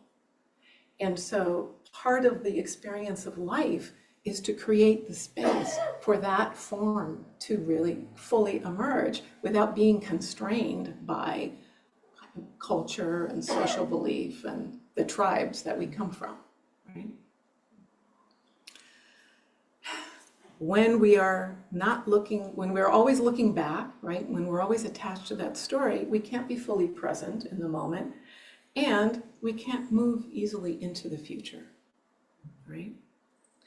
So how do we do this? Again, we begin by exploring our own power to respond to our past in a new way, and as Viktor Frankl spoke about, in really addressing our power to react to events outside ourselves, we can also be exercising our power in relation to the story that we're carrying inside ourselves. So the next step, oops, where did it go? Finding a new rooting in the self. So in this next step of the process, we can begin to explore and experiment with new modes of creativity to express our new self-awareness and understanding. Some of you may be familiar with the work of Julia Cameron. She wrote a book called The Artist's Way, which is a wonderful process to explore creativity. And she wrote another book called It's Never Too Late to Begin Again, Discovering Creativity at Midlife and Beyond. And I think, again, what's really powerful about that is that part of the story that we often hear from others and ourselves is that if we didn't do it right at the beginning, we can't do it, we can't go back, right? There's not a do-over. But we don't have to think about it as a do-over. We can think about it as just a do-now. And again, it's this idea not simply of thinking about things, right? That's really not the point. It's about doing. And we've heard that today multiple times, the importance of actually doing. It doesn't have to be perfect, it just has to be action, because it's through the action that we process and that we feel and that we ultimately are able to express those gifts that we have and that we all started with. What I've observed in talking with patients and talking with other people in my community is that it's people who take action at whatever level who experience the greatest degree of peace and equanimity, because they don't have the pressure and the frustration of the what if or if only. They're doing, however imperfectly, and there is a really profound satisfaction that we receive when we are expressing our gifts, when we are really following those passions and even serving others with them, right? The mother of a good friend of mine once gave me this advice. She said, as you grow older, be sure to have a friend in every decade. Isn't it interesting how often it is, as we grow older, our social world gets smaller and smaller, and we get more and more disconnected. And if we're fortunate, we might have family where we have some younger members, right? We might have grandchildren or nieces and nephews or neighbors, but we typically start to have a reduction, especially of people we would call friends. We might know them, but are we friends with them? Are we engaging with them on a regular basis? I was really struck by this advice when I received it. I didn't really fully understand it when I first received it. This was, this person lived into her mid-90s. But I've really worked on cultivating it. And part of the reason is that it's given me new perspectives on myself. When you're having a conversation with an 8-year-old or a 15-year-old, or now for me with a 20-year-old, it's a really different world and a really different perspective. It is not the world that I grew up in, right? And we can sometimes bemoan, oh, it's not the way it was when I was a kid, gee. And there are certainly aspects of my younger experience that I sometimes feel sad and wish that some of my younger family members or friends could experience. And I know this varies, but I'll just give one example. When I was a kid, we went outside. Nobody wondered where we were, what we were doing. We had private lives, and as long as you were home to do your chores or be there for dinner was great. We don't live in that world very much anymore. In some places, yes, still, but mostly not here. And that's a very different experience of independence and agency, right? But here's the flip side. Young people are engaging with people around the world all the time. That's astonishing. And they have a very different view of connection, right? This sort of, we're in a world right now where there's a lot of wrestling going on about sort of otherness and who we can connect to and who we can't. But at the same time, we're talking with people around the world. We're having conversations about all kinds of issues. That's miraculous to me. And those conversations with younger people, for me, are both enlightening and reassuring, and also sometimes a kick in the butt. They give me an opportunity to think about how else might I look at my past life, but also what I want to do moving forward. And I find that exciting and encouraging.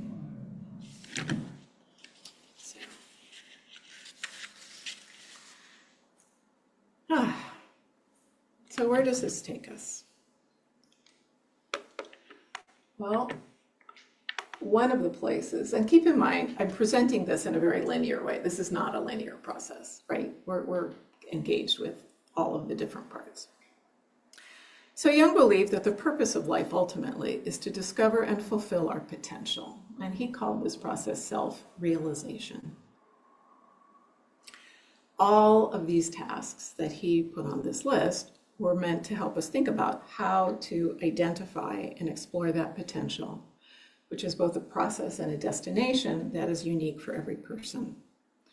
This process is meant to support that integration as individuals, ultimately to move us into the greatest sense of wholeness possible, right? But what this looks like is really unique for every person. No one else can define it but you, in the context that you choose to think about it in, whether it's the context of yourself as an individual, the context of your family, the context of your community, or the context of the planet or beyond, right? That's different for each person.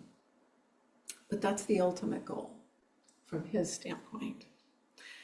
And the reason why it's important emotionally he proposes is that by coming to this understanding of the meaning of life, that it brings you to a place of equanimity as you look at the end of your life, right? You'll know, why were you here?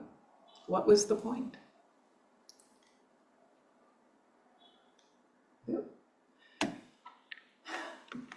This is, I don't know how well you can see it, but this is a really interesting painting by M.C. Escher called Hand with Reflecting Sphere, or Self-Portrait in Spherical Mirror, that he painted in 1935. And I think it's a really wonderful illustration of seeing things from new perspectives. So you see the artist holding this reflective sphere in his hand, and his reflection is in it, right? But it's not a, it's not a conventional reflection. It's distorted. And the suggestion, right, is that that distortion helps you see yourself from a different point of view, right? Of course, that's one of our challenges as human beings, visually, right? We have a single point of view, right? So we have to rely on our imagination or on other people to help us see different perspectives, and then to figure out how we integrate those insights into our own thinking. The tasks of aging bring us to this new place of seeing things from these new perspectives, having new understandings of ourselves and others. And with that, maybe thinking about death in a different way. Jung felt it was desirable to think of death only as a transition, as a part of a life process whose extent and duration are beyond our knowledge. And so far, that's still true, right? That knowledge is beyond. All of that understanding is beyond our knowledge. I want to close with another poem by Mary Oliver. It's called The Gift. Be still, my soul, and steadfast. Earth and heaven both are still watching, though time is draining from the clock. And your walk that was confident and quick has become slow. So be slow if you must, but let the heart still play its true part. Love still as you loved deeply once. And without patience, let God and the world know you are grateful that the gift has been given. Thank you. And those are just some resources. I'll send them to Swami has them, he can post them. So thank you. Thank you, Natasha. I'd like to have the speakers come up to the table here for now some Q&A. I guess just sit wherever you like. Where you go ahead. Water here. Yeah.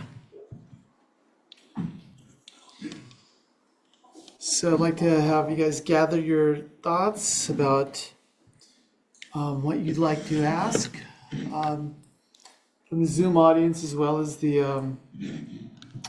live audience here. So let me start off with the one question that was coming to mind as both of you were speaking, and it's addressed to both of you. One of our devotees, a longtime spiritual practitioner, she lived to about 102, and as she practiced very intensely for her life, at the end of her life, she was asking me to sort of help her in this last stage of her life.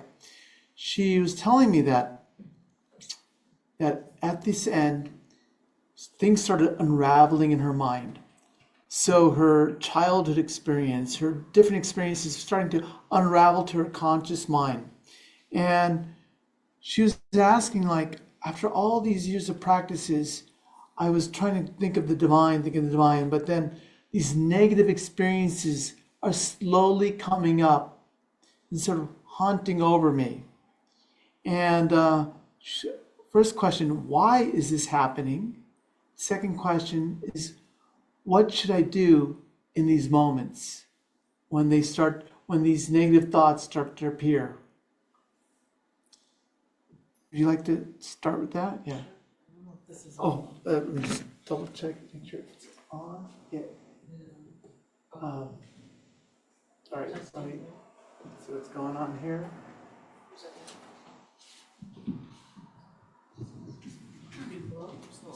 I have one, Swami. Okay. Okay. Oops. Close. Yeah, so there are a couple of things that we alluded to a little bit with, there's the brain and then there's the mind, and those are two different things.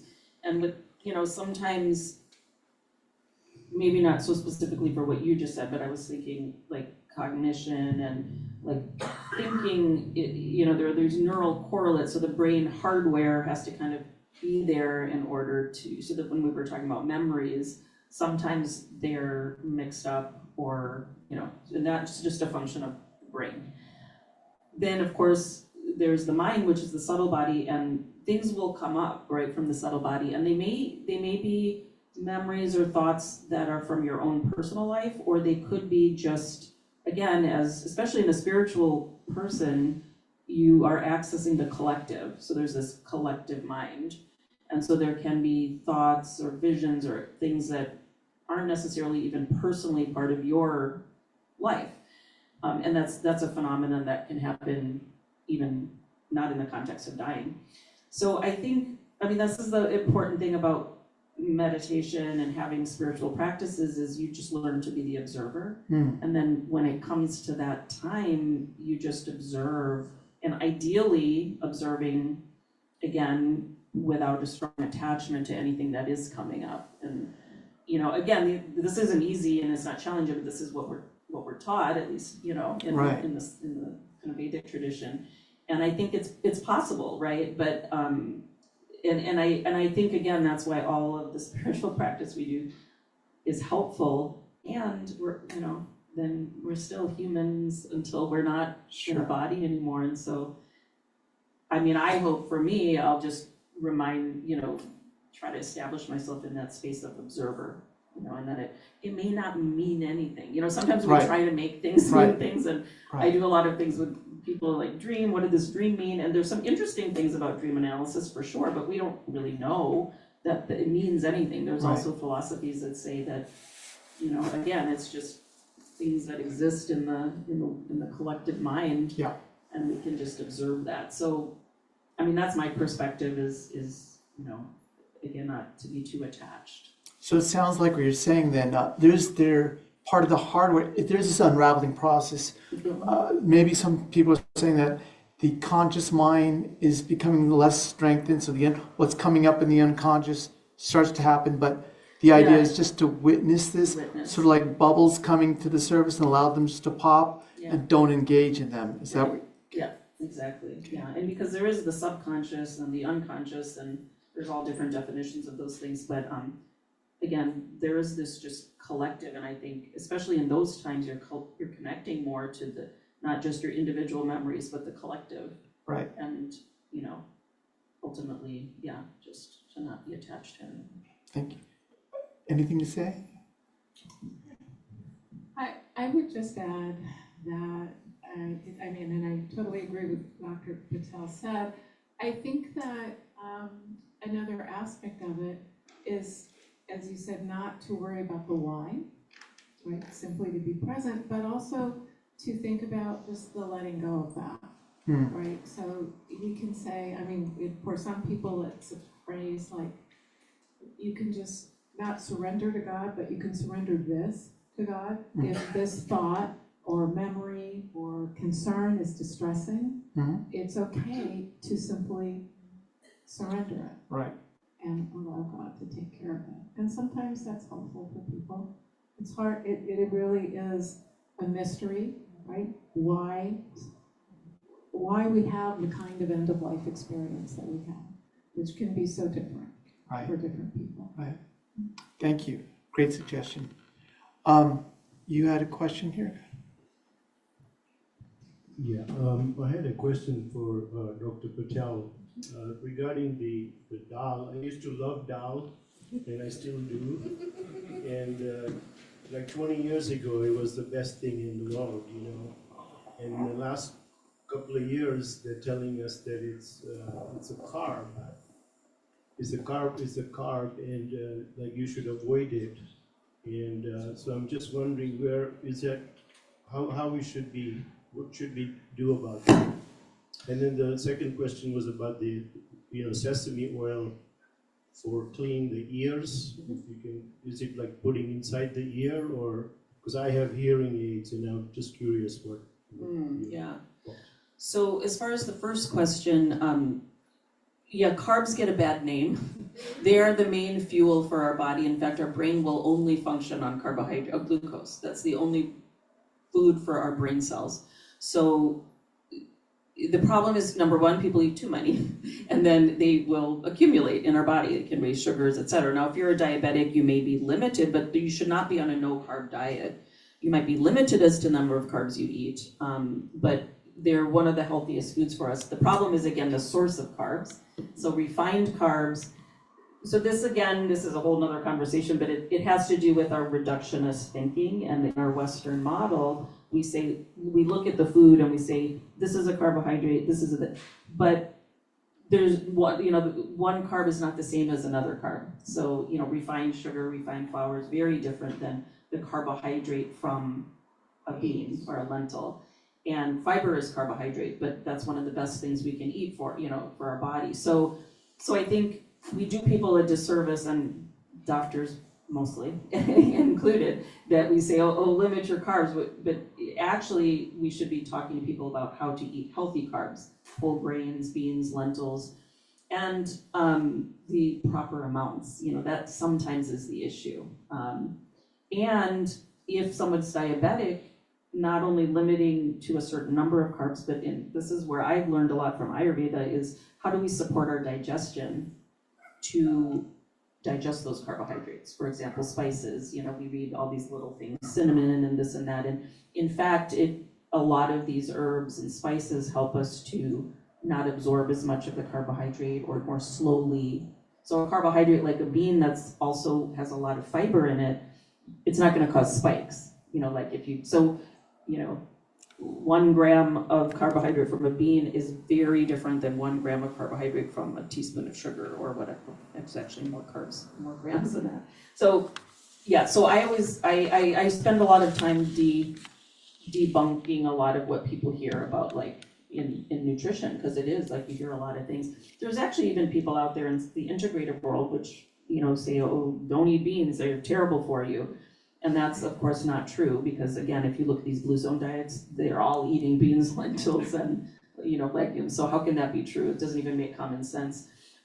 What they're looking at is molecules and saying, look, these are bad.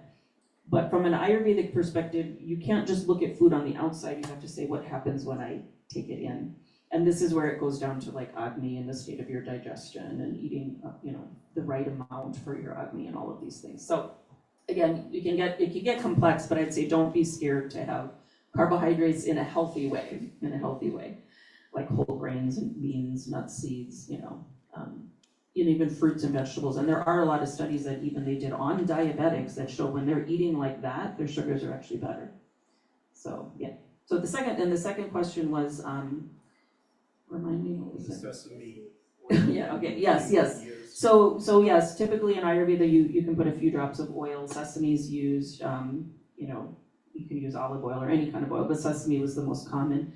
And that's very nourishing for the ears. It can actually help to remove wax and stuff, and with hearing aids, it becomes a little bit more challenging, just with, so I usually tell people to put it in at night, and then you won't have your hearing aids in, and then that can absorb, and then shower in the morning, because then the water is kind of rinsing out any residue, and then you can make sure they're dry and put your hearing aids in, because wax buildup is a big problem. And hearing, we talked about as people get older, hearing aids is a great thing. And also, just if you don't have a hearing aid, like cleaning your ears out, there's some associations with hearing loss. We typically think of it as like, oh, quality of life, you want to be able to hear people. that you're talking to, but it's actually been associated with increased risk of dementia, and that's also because sensory input creates neuroplasticity and increases the connections in our brain. So, so even for people who don't, for everyone, it was recommended to be a good practice. You just may have to be a little more careful if you have hearing aids to make sure it's like the residue is washed out. Yeah. Okay, well, let's go to Indranil, are you there? Let's have a Zoom question. Rini, can you please unmute? Hi, Rini? go ahead. Unmute yourself.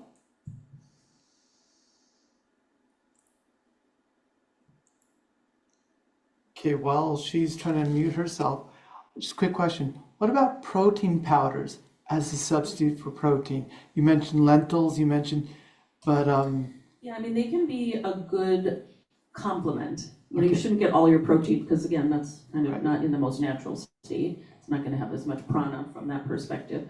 But a lot of people, they can't eat a lot either, and like the amount, if you look, so it's complementing or supplementing with them is fine, as long as it's a good quality.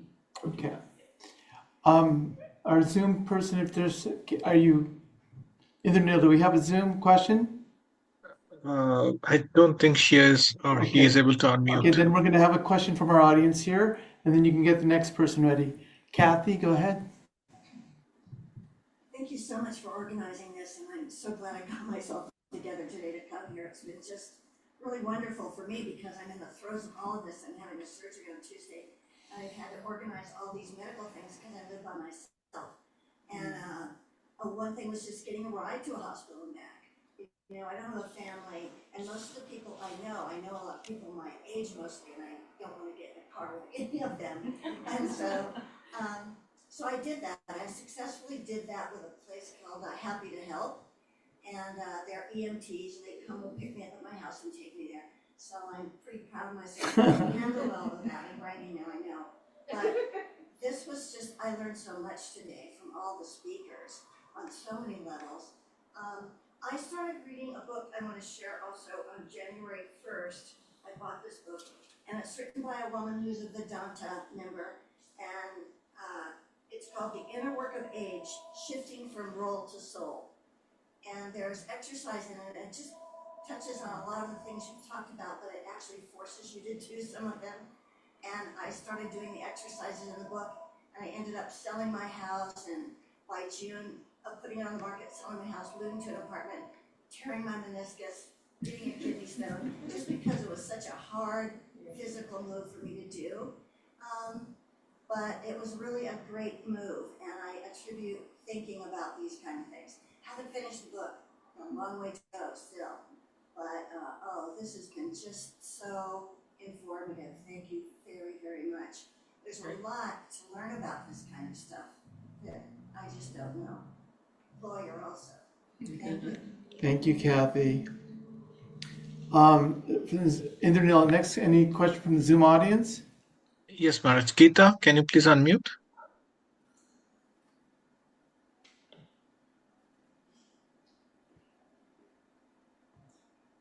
Geeta, can you please unmute?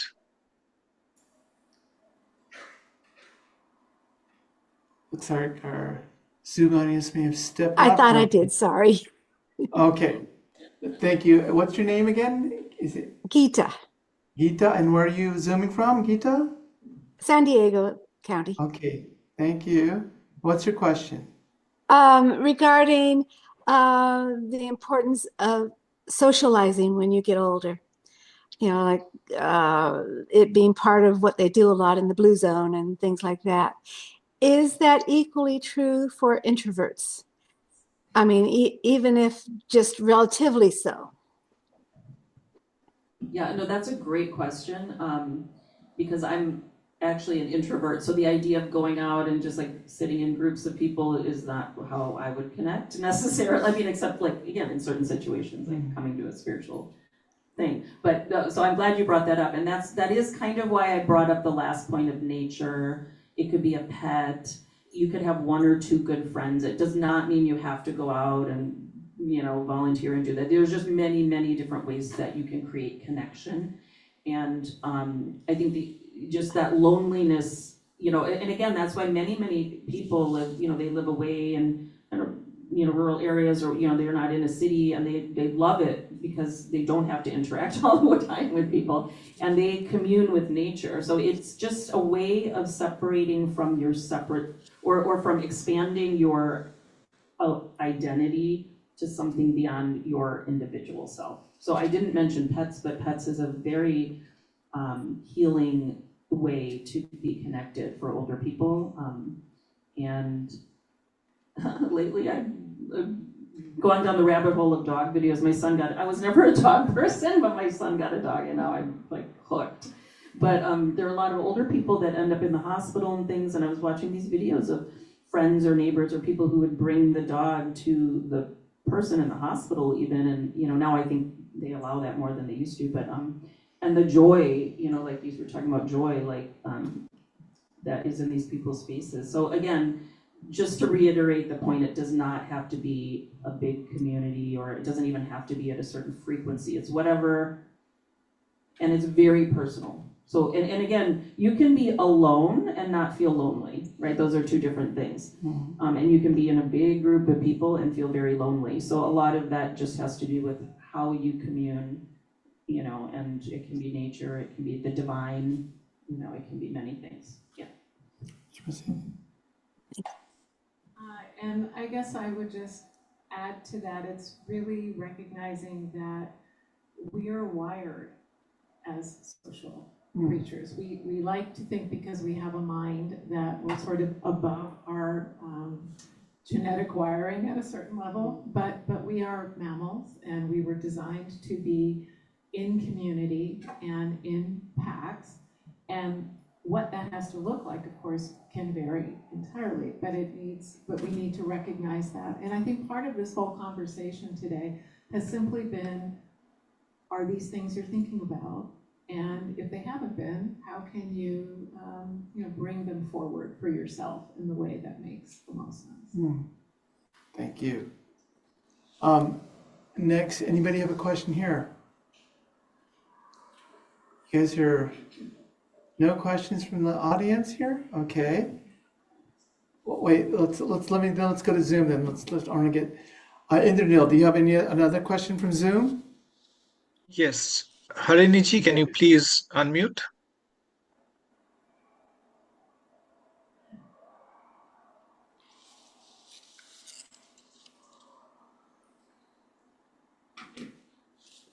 Our Zoom audience, be prepared to unmute yourself when you're called on.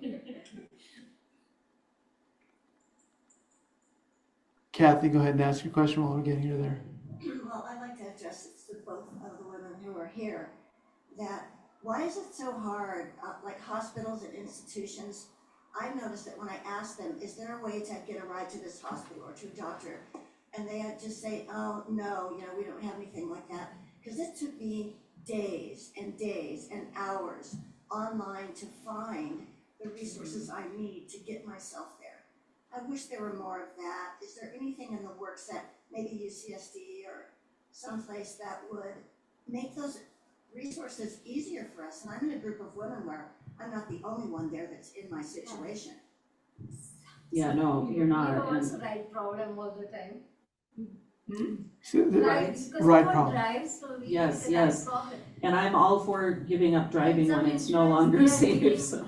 But that is a problem. Some people don't want to stop driving because they're like, how am I going to get around anywhere? So unfortunately, don't look at the healthcare people, unless there's a nurse who's very knowledgeable because she had a personal experience, or somebody who knows because they had a personal experience. But I always refer people to the county services, because more than likely they will have them. They're not that helpful. No, Carmel Valley, they don't have anything. Yeah. So yeah, I mean, that's what I just refer people there, but that doesn't mean they're going to be robust services. And certain areas, it's much better than others, for sure. And so I think it's challenging. That's one of the biggest challenges. Sharp has a ride service, but I don't want to go there. Yeah, and especially if you have resources, you can, it's much more manageable. They're even, private drivers and stuff you can hire to take you places, but Yeah, it's very harder when you don't expensive. have resources. It's about $300 round trip to Mercy, and finally I found one under $150 round trip to Mercy. Yeah. And I think that's great. I'm very happy to have found it, but Yeah. it's hard to find that.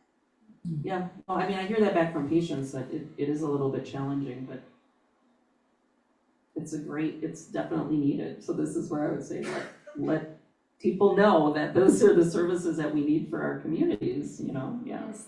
However we do that, yeah. And I was wondering, yeah. Now I'd like to have Reverend Natasha. She works with the palliative care. Does everybody know what palliative care is? If not, I'd like to just kind of like have Natasha explain a little bit, what is palliative care? Palliative care is basically symptom management. A lot of people associate it with hospice care. It is not hospice. It is basically a philosophy of care that's oriented towards whole person care, so body, mind, and spirit. And the idea is to support people who are experiencing a serious illness to have the best quality of life that they can have. Some people will eventually be referred to hospice. Other people will sometimes, as we say, graduate from palliative care because they'll recover from whatever their illness or condition is. But what makes palliative care different from kind of specialty-oriented care is simply that it's focused on the whole person. So not just the relief of physical symptoms, but also addressing spiritual and mental distress. So usually in a team, what does the team consist of? So usually we see a physician. Yes. What is the team then? So a palliative care team typically is a provider who could be a physician or a nurse practitioner. It will include a social worker and a spiritual care provider or chaplain. Okay. And a nurse. Yes. I just wanted to comment back also about the driving around. Like, this was different because you had surgery and you had to get somewhere, but this is where if providers aren't aware, like, again, sometimes you just have to advocate. Like, you send a physical therapy referral, I always put home PT when I order it because I know it's going to be hard for that person to get to physical therapy. Lab draws, you can do the same thing. And some of it's insurance dependent, but I know with my dad, like, he's Medicare, that there are some services where you can, like, they'll pay for people to come out to a home and draw blood and like different things like that. So those are some things that, you know, again, you may have to ask for, but That's a good idea. they're around, We yeah. can know, we can ask. Yeah, some of those services around, and some, don't get me started on our healthcare system, but some of them are covered better than others, et cetera, based on what you have, but those services are available too. Is there a recommendation sometimes when you can have the option of home PTOT as opposed to going to a place? What would you recommend? I mean, the easiest one is to have them come to your home, but do you get a better treatment if you go to the facility? I mean, you know, it depends on what you have going on. If it's post-op and they need certain equipment to rehab, like a knee or a hip, potentially, but otherwise they can do a lot just with, you know, and especially if it's gait training or balance training or strengthening, like, you don't need any expensive equipment to do any of those things. And if it, you know, so the PTs are very aware of how to manage those things at home. Okay, thank you. Any other questions? Indranil, do we have any questions from the Zoom? No more questions. All right. Any other questions here? No, okay. Perfect. We're on just 5 minutes above time, but I think today was, I think, a beautiful session. Really, it was a great, each speaker was so profound, so much depth, covered so many things. You're going to have to go back and review the amount of things they gave you and process it. So a lot of stuff, and I just want to thank each one of you for these excellent presentations. You started off. Thank you, Swami, for caring for your community and arranging things like this for them. This is what I find is we're trying to go what's meaningful to our community. And so I find that we're all aging. And so we need to better support ourselves. through this process. And we have each other as a community. So much today was about also learning to share and talk about these things. You heard Reverend Natasha talk about these things get stuck in our mind or unconscious, and they work themselves through. We can work it through consciously or unconsciously. And even in the Bhagavad Gita, our scriptures, what you don't deal with now, you will have to deal with in the later life. So better to deal with it now. So she was talking, bring up the stuff, the mess that's come up, bring it up and learn how to deal with it. That's what spirituality is about. It's learning the exercises and tools that gives us the ways to navigate through the stuff that the karma we call, the baggage, the stuff that's in the unconscious, bring it up and then letting it go, burning it out. So I think so much about this is how to navigate through that. So and sometimes in our South Indian cultures, we tend to repress things. We don't talk about things. And as I'm going through this process more and more, I think it's good to learn to bring things up, but then look at it from a sort of a objective, a detached point of view. And that's our lesson, how to become detached from all these things that we're going through. So that's what spirituality is about. It's been wonderful today. Like I said, this is just part of the first step of our programs for Vedanta, for supporting the elderly population. We're going to try to do a monthly series. So I want to give you an example. For next month, we're going to have a Zoom meeting, and we're going to have a person. Her name is Rachel Lenhart. She's in the back over there. You want to raise your hand, Rachel? So she's what's called an aging specialist. She's an aging specialist. That's her title. She works for the, is it San Diego Alzheimer's? I work for the County of San Diego. And she's referred to me by the San Diego Alzheimer's program. And she's going to talk about dementia. How many of us maybe are in the sights of like beginning, or we have to caretake for someone who's going through the process, and how to be a dementia friend. It'll be about creating awareness about what dementia is, understanding the stigmas around it, and how we can support, if we have dementia, how we can support ourselves or how we can support our loved ones.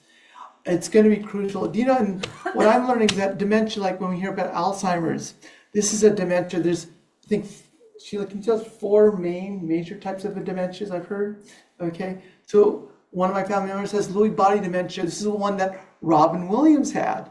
And he actually, do you know what the most popular dementia, what's the number one dementia, I guess you could say disease, what's in the United States? Alzheimer's. What's number 2? 6.5 million. I'm giving the stats from her. Number 2, Lewy body dementia, 1.5 million. And so it's something that's happening. It's just we're outgrowing the machinery, and there's a whole stigma, and it's okay. There's an article about dementia being it's actually a spiritual practice. It can be a spiritual evolution. And so we're going to have her speak about this, and we're going to also, we'll look at it in the spiritual way as well. So there'll be a Zoom session, and we'll announce it in our email list when it's going to come. Right? So we hope to have these continuing series. So I want to thank every one of you so much for coming. It's been a wonderful, wonderful day, and I'd like to close off with a chant. Om Shanti, Shanti, Shanti. Om, peace, peace, peace to all beings everywhere.